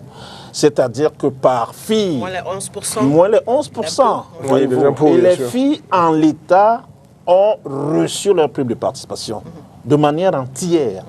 Donc, il n'y a pas de question, il n'y a pas à parler de problème de prime. Il n'y en a pas. Moi, je me suis réjoui, justement. Ari a fait quelque chose en la conclusion qui m'a plu. À partir du moment où la fédération elle-même ne communique pas dessus, ben, ça fait partie des supputations des ragots. Évidemment, dans les RS, on trouve des choses bonnes, des choses moins bonnes. Il rappelait que c'est administratif. Absolument, c'est administratif. Mais il a tout dit. Là, en réalité, s'il y avait eu, et c'est ce qu'il faut mentionner, s'il y avait eu un problème de prime, il est certain que l'instance fêtière nationale qui régit notre football aurait pondu un communiqué. Mais il me semble que le dernier communiqué de la FECAFOOT a trait aux demi-finales de la Coupe du Cameroun, qui vont respectivement opposer Krimi à Dauphine, à Bertois, et à Bamendi, l'autre demi-finale qui va opposer Unisport du Honkama Panthère. C'est le dernier communiqué de la Fédération camerounaise de football. On ne parle pas de prime, parce que le problème de prime, sous le ministre Narcisse Moalekombi, Sa Majesté, ne se pose pas. Les problèmes de prime ne se posent pas. Voyez-vous, donc en l'état, vraiment, c'est un épiphénomène. Et comme qui dirait, ça fait partie de Perlimpinpin, c'est la peau de Perlimpinpin, comme le disait Marine Le Pen, et on va se contenter justement d'applaudir les femmes parce qu'elles ont fait quelque chose d'extraordinaire. Mais moi, j'aimerais quand même mettre l'accent sur le côté individuel. Évidemment, une grande équipe a besoin d'individualité. Voyez-vous, pour que STV, enfin pour que cette émission soit celle-là qui est lauréate à chaque fois, il ne faudrait pas que Lydie Makeda, indépendamment de vos beautés plurielles, je vais y arriver, je l'ai mentionné, il faudrait qu'il y ait un bon réalo, il faudrait qu'il y ait de bons caméramans, etc. Donc c'est un esprit d'équipe. Je ne peux pas, enfin, je ne souhaiterais plus que, honnêtement, que la gardienne soit mise à l'épreuve comme contre le Nigeria, parce qu'à un moment donné, elle ne va pas se comporter comme un roseau, parce que le roseau, généralement, il plie mais ne rompt pas. Elle va rompre, voyez-vous. Parce que si on se qualifie contre le Nigeria, c'est quasiment parce qu'il y a deux joueurs qui sont sortis du lot. Bina, honnêtement, qui fait 9 saves d'exception, voyez-vous. Et Yann Djambou, justement, qui met un coup franc stratosphérique. Mais après, on peut prendre 1, 2, 3 buts après que ça ne fait pas de mal. Et aujourd'hui, on se contente des quarts de finale et peut-être des barrages contre l'Afrique du Sud pour espérer se qualifier. Ce fut d'ailleurs le cas en 2022, sous Zabo Tozé. On joue le Maroc, le Nigeria nous bat par 1-0. C'était... la joueuse du PSG qui avait marqué. Donc on ne peut pas, on est obligé de faire les barrages extra qui ont été très longs et ça n'a pas empêché le Cameroun de se qualifier pour la Coupe du Monde. Donc maintenant, je pense que l'esprit, évidemment que le staff technique, tout le monde vous le dira, il est expérimental parce qu'il vient d'arriver, c'est une certitude. Mais amenons quand même cette équipe-là à produire du jeu et surtout défensivement à être costaud pour éviter justement de donner tout le poids, j'allais dire, de l'émission La Nuit du Sport ou à cette gardienne de but. Donc c'est ce qu'il faut apprécier. Après, pour la Coupe du Monde, certainement, il y aura du temps, on va se travailler, etc. Mais le Brésil, déjà, c'est quelque chose de sympa. Les deux précédentes, vous l'avez rappelé, on fait 8e de finale contre au Canada, justement. C'est d'ailleurs en 2015, hein, j'en ai souvenance. Et ça a propulsé le foot féminin. Évidemment, le football féminin. En 2015, on ne regardait pas cette Coupe du Monde depuis Saint-Étienne, depuis le 42. On la regardait depuis le Cameroun, mais ça permet justement que tous les Camerounais, justement, sortent un temps soit peu de la misogynie footballistique, justement, pour se réunir derrière les Lions indomptables. Ça a été le cas en 2019. D'ailleurs, en 2019, on nous voyait aller un peu plus loin. Donc, on espère que cette fois-ci, au Brésil, dans le pays de Martha, avec certains réglages, on fera quelque chose d'extraordinaire et ça pourra permettre cette fois-ci au Cameroun, de par son équipe féminine, d'aller chercher quelque chose de bien. Peut-être pas un métal à proprement parler, mais d'aller le plus loin possible avec cette génération de Gokmonique, Eto, Naomi, Mikaeli, vous avez Katibia, vous avez Maïkit, honnêtement, vous avez les jeunes comme Yakana, comme Ndjana, et surtout, je vais finir par là, une neuvaine de joueurs qui ont fait les beaux jours d'éclair football fille de ça, c'est l'occasion pour moi de saluer encore cette équipe-là au Cameroun de première division qui permet quand même à une sélection féminine d'avoir des internationales. Et surtout de la Guinée Super League qui a été très bien organisée par la FECA Foot. Voilà. Pour sortir de ce sujet, Yves Désiré, voilà. Alors, mon humilité intellectuelle va m'obliger à dire quelque chose de clair et vrai. Lorsqu'on sait tous comment cette équipe s'est qualifiée pour la Coupe d'Afrique, vous savez, j'attends rien d'elle. Oui, ça c'est vrai. Ça, je l'avais dit sur ce plateau, j'attends rien de cette équipe. C'est vrai que les Danois faisaient pareil en 92. Hein. Tout à fait. Mais ils ont... Eux, ils quittaient même, c'est-à-dire ils allaient, ils jouaient, ils rentraient chez eux, ainsi de suite. Oui, Donc, pour eux, je dis très honnêtement, je regarde la caméra où je dis vraiment, mea culpa, je m'étais peut-être trompé. Mais j'entendais, je dis rien. Ça, c'est vrai. On sait dans quelles conditions cette équipe a été qualifiée. Franchement, ça ne valait, pour moi, c'était la honte. Parce qu'on parle quand même du Cameroun. À entendre tout le monde parler, j'ai comme l'impression qu'aujourd'hui, on est en train de célébrer une qualification pour la Coupe du Monde. C'est comme si la Coupe d'Afrique des Nations ne nous intéresse plus. Parce que là, on est en train de discuter, on est tous contents, j'ai entendu le jeu libéré. Vous appelez quoi jeu libéré? Elles ont encore 2 matchs. Une demi-finale et une finale, en principe, qu'on espère gagner. Parce que j'ai l'impression que le fait d'avoir gagné, de se qualifier pour le Brésil, vous appelez quoi? C'était un exploit. Non, tu peux pas aller avec une compétition pour te qualifier pour plus haut pendant que tu peux encore te qualifier. Mais restons concentrés sur la CAN. Tout le monde parle du Brésil. Je suis d'accord, c'est un exploit. Mais non, moi je suis content pour ces filles. Déjà pour avoir battu enfin le Nigeria. Comme tu as dit, notre bête noire, c'est-à-dire l'hégémonie était complètement brisée. J'espère que c'est maintenue. J'ai vu une gardienne de but qui m'a fait franchement vibrer. Stratosphérique, ça va être le meilleur des mots. J'étais étonné de me voir admirer une fille qui jouait super. J'avais plus jamais vu ça il y a longtemps. Parce que vous ne suivez pas le football féminin, hein, parce qu'elle est entraînée, elle la joie éclair.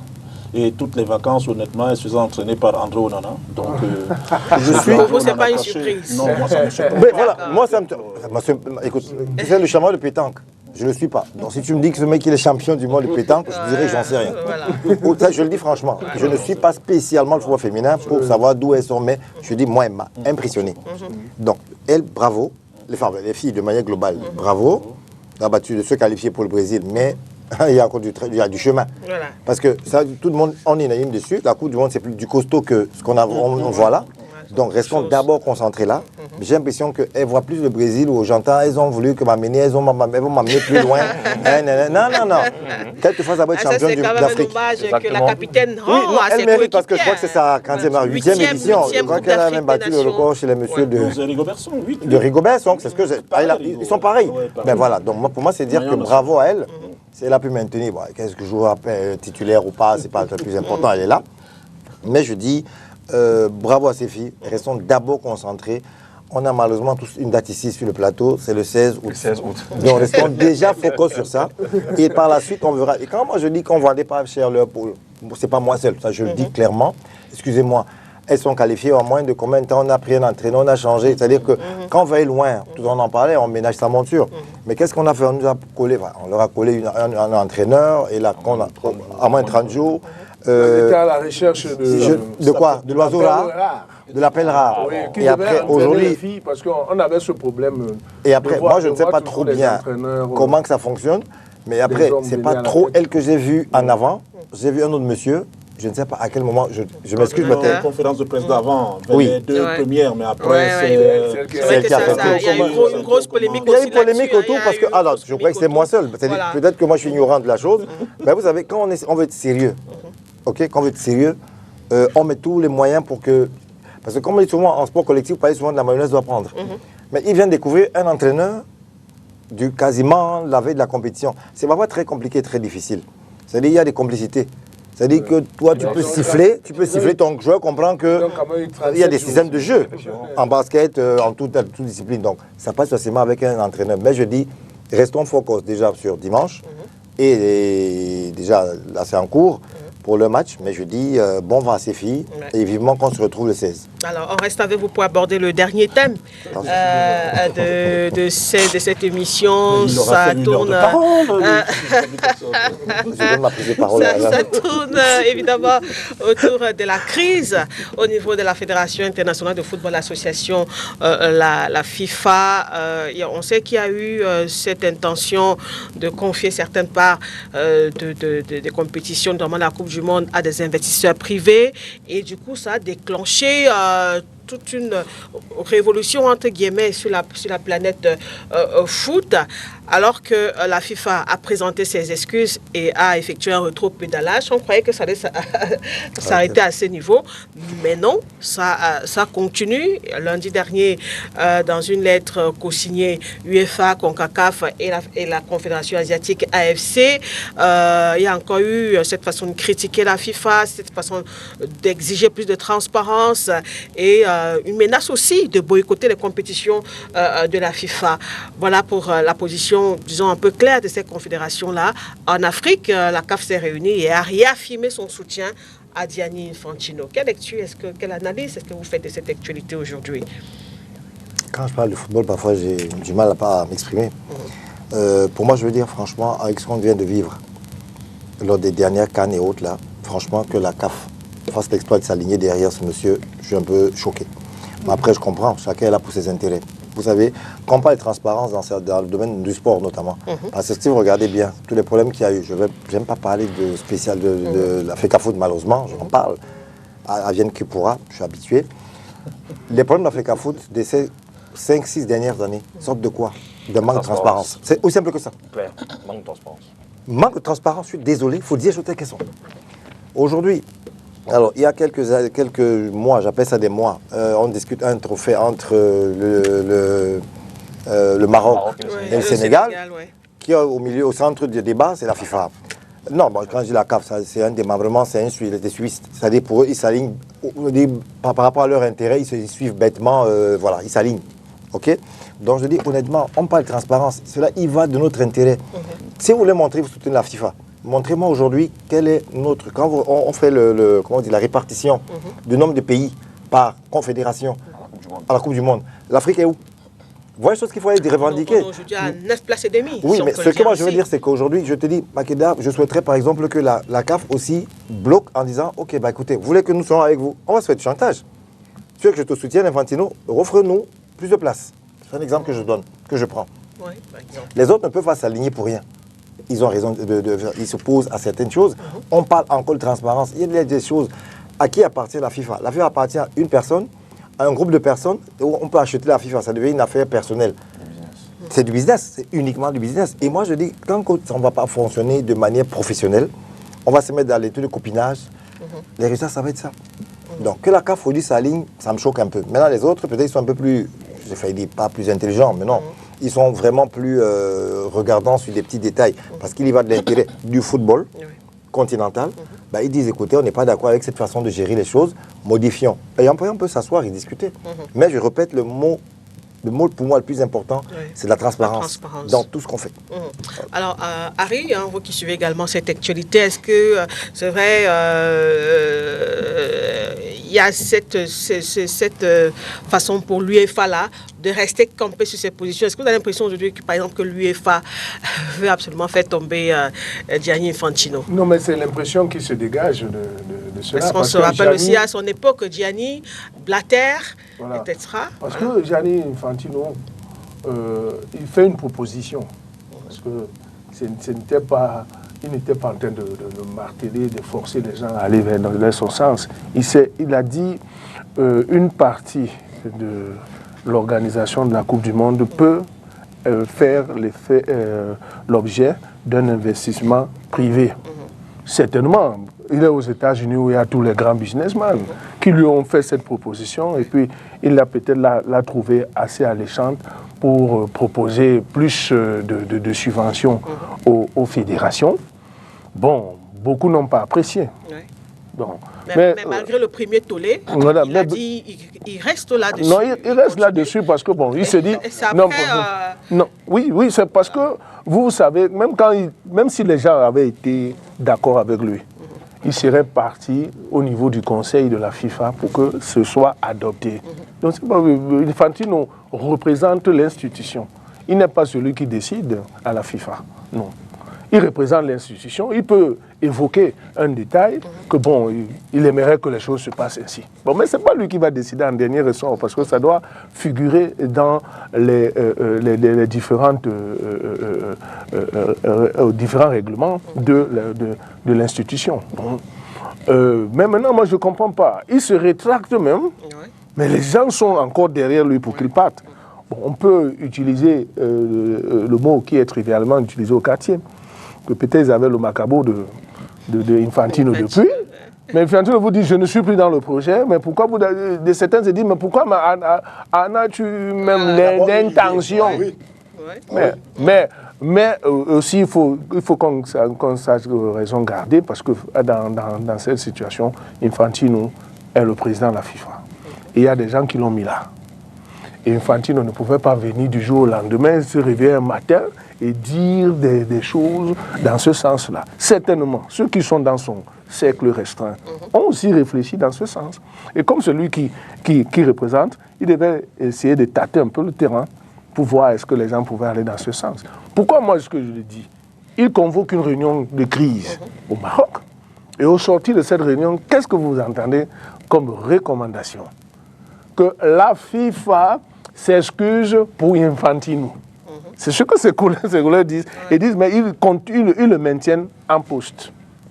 Là, on comprend que Infantino n'était qu'à la tête de cette pyramide qui avait construit cette idée.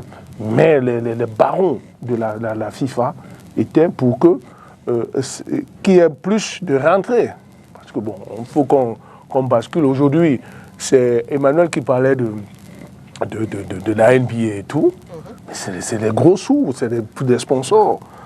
Bon, Infantino et son groupe se disent aussi on peut attirer certains sponsors. Il y a le football africain, sud-américain et tout qui manque beaucoup d'argent. Est-ce qu'on ne peut pas aussi faire entrer une partie? Parce que c'est une partie de la Coupe du Monde. Ils ne vendaient pas la FIFA.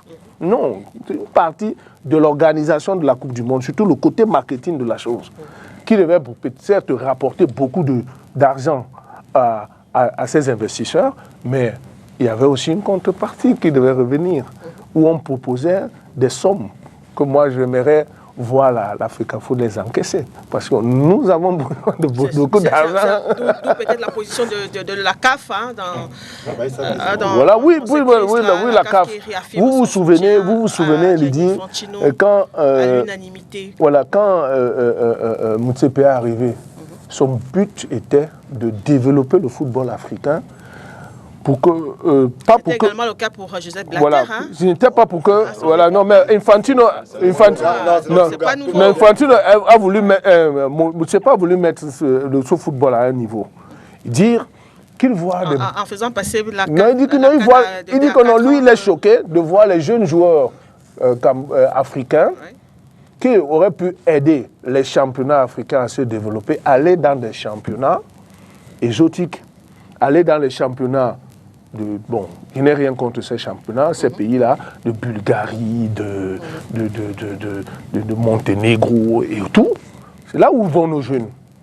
Tous ces jeunes qui travaillent dans les académies, 18 ans, qui sont bons, vont dans cette club-là et ils se perdent.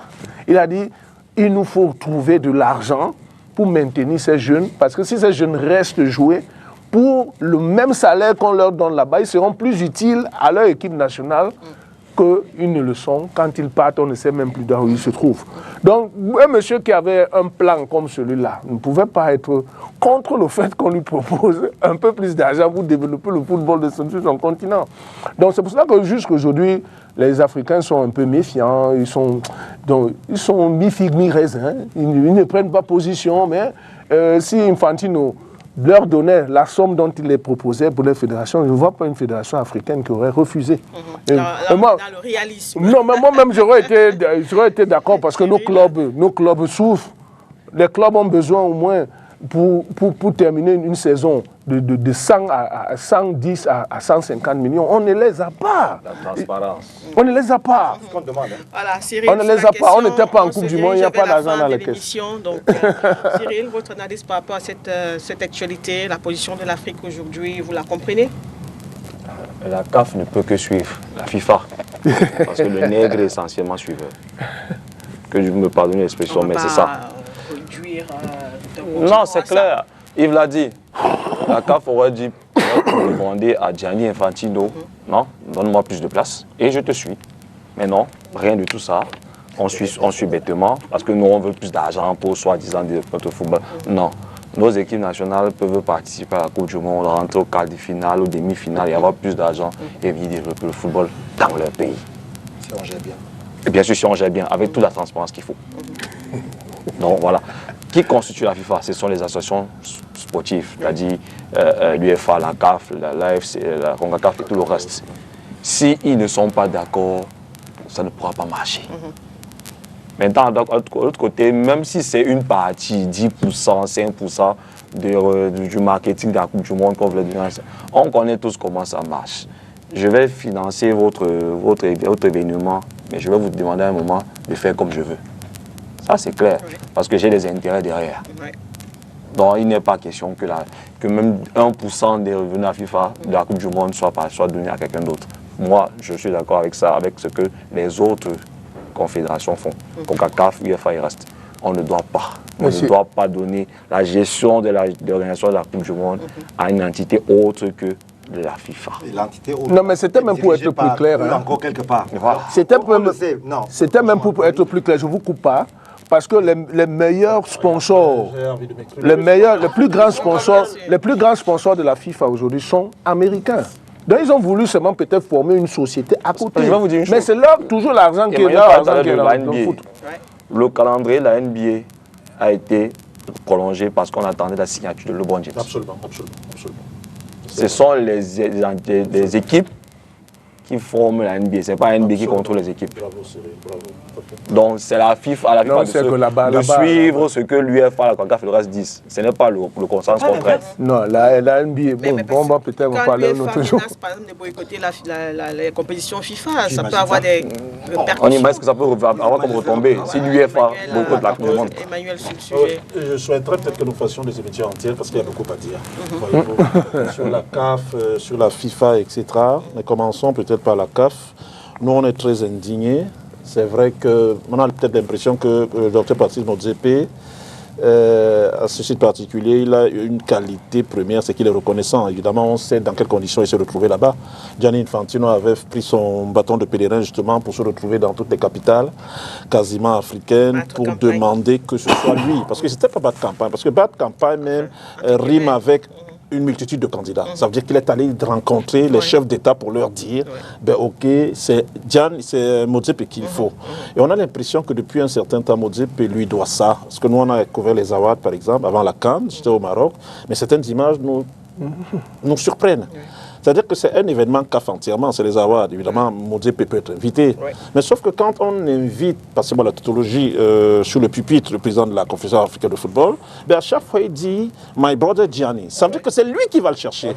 Alors que le Master of Ceremony demande au président de la CAF, de notre instance fertière continentale, d'aller se présenter, d'aller remettre le trophée. Certaines images comme ça, il a dit une chose que je partage évidemment. Vous savez, au temps de Hamad, c'est pour ça que je voudrais que nous fassions des émissions entières. Nous, on sait un peu ce qui se passe là-dedans. On a fait le inside. Sous Hamad, il y a le problème Lagardère qui se posait. Parce que quand Hamad vient chercher la CAF en 2019, il y a le problème Lagardère qui se pose. Et Lagardère était le principal donateur, je vais le dire comme ça. Entre-temps, la CAF a été asphyxiée à exprès pour que cette fois-ci, Gianni Infantino, et c'est ça l'origine justement de certains sponsors américains, justement, pour faciliter la tâche à la CAF et lui dire, ok, si Lagardère n'est pas là, nous on peut te donner certaines 2, 3, 4 multinationales qui vont permettre à la CAF quand même d'assurer, j'ai envie de dire, son équilibre financier. Rappelons somme toute que quand Hayatou part, ce grand homme justement, la CAF a en son sein dans ses comptes près de 133 millions de dollars que Hayatou avait laissé. Donc en l'état, la CAF ne devait pas connaître ce genre de problème-là. Mais maintenant, pour faire simple, justement, vraiment on est en fin d'émission, je souhaiterais peut-être que nous fassions une émission de 2 heures pour parler de ça, parce qu'il y a beaucoup de choses à dire. En l'état, c'est somme toute compréhensible. La CAF est un peu inféodé, même pas un peu, est inféodé. Le problème s'est posé. L'actuel président de la Fédération congolaise de football, Mosengo Véron, qui a travaillé avec Gianni Infantino quand il était secrétaire de l'UEFA, a été secrétaire de la CAF pendant un certain temps. Il a fallu justement que les hommes de médias, à un moment donné, qu'on lui dise, mais tiens, tu n'as plus l'âge, justement, Véron, pour être secrétaire général. Et qu'est-ce qu'ils font, justement? On lui dit, ok, tu vas partir du secrétariat, tu vas te présenter à la Fédération congolaise de foot, on a rencontré le président Tshisekedi pour lui dire, bah, ok, il n'y a pas un autre candidat, il n'y a que Véron. Parce que l'ancienne star, comment on l'appelle, celle qui jouait à Monaco, Chabani Nonda, justement, était candidat. On lui a dit, non, tu retires ta candidature. On voudrait que ce soit Véron qui soit président. Et on sait que compte tenu du fait qu'il a été élu par acclamation, ben, il se retrouve de fait justement parmi les 211 présidents de 211 associations. Il pourrait rebondir quelque part. Donc c'est fait à dessein justement pour que la CAF en l'état soit inféodée à la FIFA de par les gestes, de par la manière dont c'est fait. Nous on n'est pas très contents, nous les panafricanistes, nous qui savons que l'Afrique a son mot à dire. Pourquoi? Il y a 211 associations. La CAF elle seule en a 54. L'UEFA en a 54. CONCACAF c'est quasiment 47 ou 41. Et puis l'AFC, c'est 41 places. Donc quand on fait les additions, en l'état, justement, c'est au moins 143 associations. C'est-à-dire quoi? Si je mets CONCACAF, UEFA et puis AFC, qui sont contre Gianni. Donc même s'il lui était donné de se présenter en mars prochain au Maroc dans le cadre de ce congrès-là, ça risquerait de poser problème. Il risque de ne pas passer. Encore qu'il faudrait que sa candidature soit validée. Parce que le problème encore, c'est pour ça que j'ai dit, il y a pas mal de choses à dire. Lui, il estime que lors de sa première mandature, il a pris la mandature en cours et il a achevé. Et par conséquent, justement, il n'a droit qu'à 2. C'est-à-dire qu'après cette mandature achevée, d'après lui, il en a fait une autre, voyez-vous, il lui reste maintenant d'en faire une deuxième qui lui est légitime. Ouais. Alors qu'en fait, d'aucuns pensent qu'il n'a même plus le droit de se présenter. Donc c'est autant de choses qui font que je voudrais que nous revenions dessus. Mais je vais vous dire une chose. Pour finir, Séphérine, qui est le président de l'UEFA, n'est pas en odeur de cet été avec Gianni Infantino. Pourquoi? Pour plusieurs raisons. D'abord, il n'a pas accepté, il ne voudrait pas justement un Gianni Infantino, au demeurant, qui soit, j'ai envie de dire, le laquais. Je mets ça entre guillemets, parce qu'on a vu comment ça s'est passé. Les lois de la FIFA sont claires là-dessus. Quand un pays abrite une compétition, les visas sont prioritaires à ceux qui doivent s'y rendre, justement. Comment vous pouvez vous imaginer qu'un Soudanais de surcroît, l'un des meilleurs arbitres, sinon le meilleur arbitre africain, en soit à être, on lui refuse l'accès aux États-Unis, et que la FIFA ne s'en émeuve pas? Ça n'est pas possible. La CAF même ne s'est pas prononcée là-dessus. Les Séphérines n'en veulent pas. Autre chose, un président des États-Unis, fût-il une grande puissance, président d'une grande puissance, peut intimer l'ordre à Gianni Infantino d'annuler un carton. Vous voyez, c'est autant de choses qui font que Séphérine maintenant, qui se voudrait la FIFA bis, pense qu'on ne peut pas diriger une association comme la FIFA par quelqu'un qui est inféodé, qui est manipulable, qui est, j'allais dire, le laquais, entre guillemets. C'est pour cela que, pour le moment, il y a trois grandes confédérations qui sont en train de s'associer pour dire qu'elles n'en veulent pas. L'UEFA, 55 membres, voyez-vous. AFC, c'est 41 membres. CONCACAF, c'est 47 membres. Quand vous faites l'addition, c'est 143 membres. Et s'il y a 143 membres qui sont contre vous, vous êtes certain que même si la CAF est pour vous, et peut-être la CONMEBOL, 149 moins 211, la différence elle est faite. Donc ça risque d'être ça, compte tenu de ce qui s'est passé. Quand on dit que l'UEFA est pour, c'est pas vrai.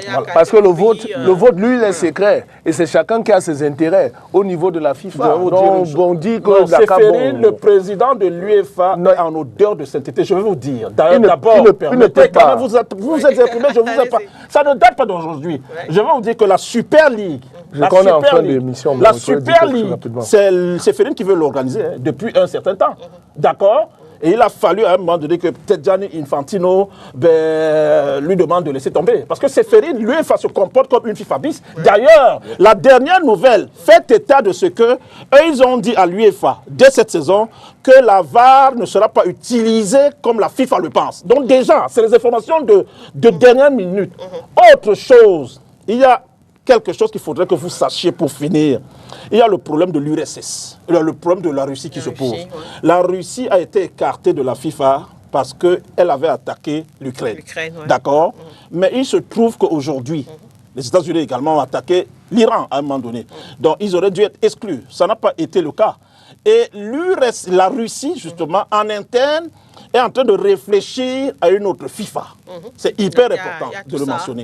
C'est la raison pour laquelle maintenant, Gianni Infantino pense que pour finir, il faut une Coupe du Monde à 64. Il faut l'élargir au maximum. En y mettant certains pays du BRICS, comme la Chine, évidemment, comme bon, le Brésil est toujours qualifié, comme l'Afrique du Sud, évidemment, qui est toujours qualifiée, et surtout comme l'Inde, qui viendrait cette fois-ci s'immiscer dans le foot. Pourquoi la FIFA veut élargir? Parce qu'en élargissant, vous avez, j'ai envie de dire, un peu destitué la Russie en lui prenant quelques pays du BRICS. Et son plan, son idée d'une autre Coupe du Monde sera une sorte de mort dans l'œuf. Donc c'est autant de choses. Je voudrais qu'on se retrouve ici, qu'on en parle pendant 2 heures de temps. Il y a pas mal de choses qui sont claires. Voilà, Harry estime que voilà, tout peut se passer. Oui, puisque j'ai vu ça avec l'équipe de France, où la Fédération française a négocié avec les joueurs pour leur dire que non, pour l'instant on n'a pas d'argent, on ne peut pas vous donner la prime de participation, attendez jusqu'en parce qu'ils attendaient l'argent de la FIFA. Donc n'allez pas penser que comme Séphérine a dit que l'UEFA est là. Non, le jour du vote, c'est chacun qui va. Et encore plus, il n'y a pas de candidat. Il parle seulement. Mais Séphérine n'arrive pas à poser un candidat contre Infantino. Non, il y a des candidats en backstage. Comme on dit, il y a déjà le Camerounais Yamsi. Par exemple, on a acheté du nez. Moi, je voulais pas de lui. Et il y a pas mal, voilà. Il y a le président délégué du Parti Saint-Germain, etc. Lydie va nous inviter. Il y a pas mal. Non, c'est pas encore le moment, mais les candidatures sont la seule qui est déclarée, c'est celle du docteur Krépin Yamsi. Et il faudrait que nous le soutenions. Voilà. Donc il y a une candidature. C'est une certitude. Merci bien, Emmanuel. Merci, Harry. C'est moi qui vous remercie. Cyril Yobi d'être venu. Je voulais passer un mot, s'il te plaît. Oui. Je voulais juste annoncer aux téléspectateurs que les finales du championnat régional se tiennent samedi et dimanche 22 et 23 août du côté du collège de la Salle. Ici, voilà. On y sera. Pour cette information, Yves Désiré, voilà. Merci d'être venu. On espère vous retrouver dans nos prochaines éditions. Si vous êtes toujours au Cameroun, voilà. Merci. Voilà, merci bien. Je dis que les nouvelles, la victoire du Cameroun, la canne, la formation. Tout, l'actualité est riche. L'actualité sportive est riche. Voilà, merci à Erin Gando qui était à la réalisation ce soir. On se retrouve très très vite sur STV. Au revoir.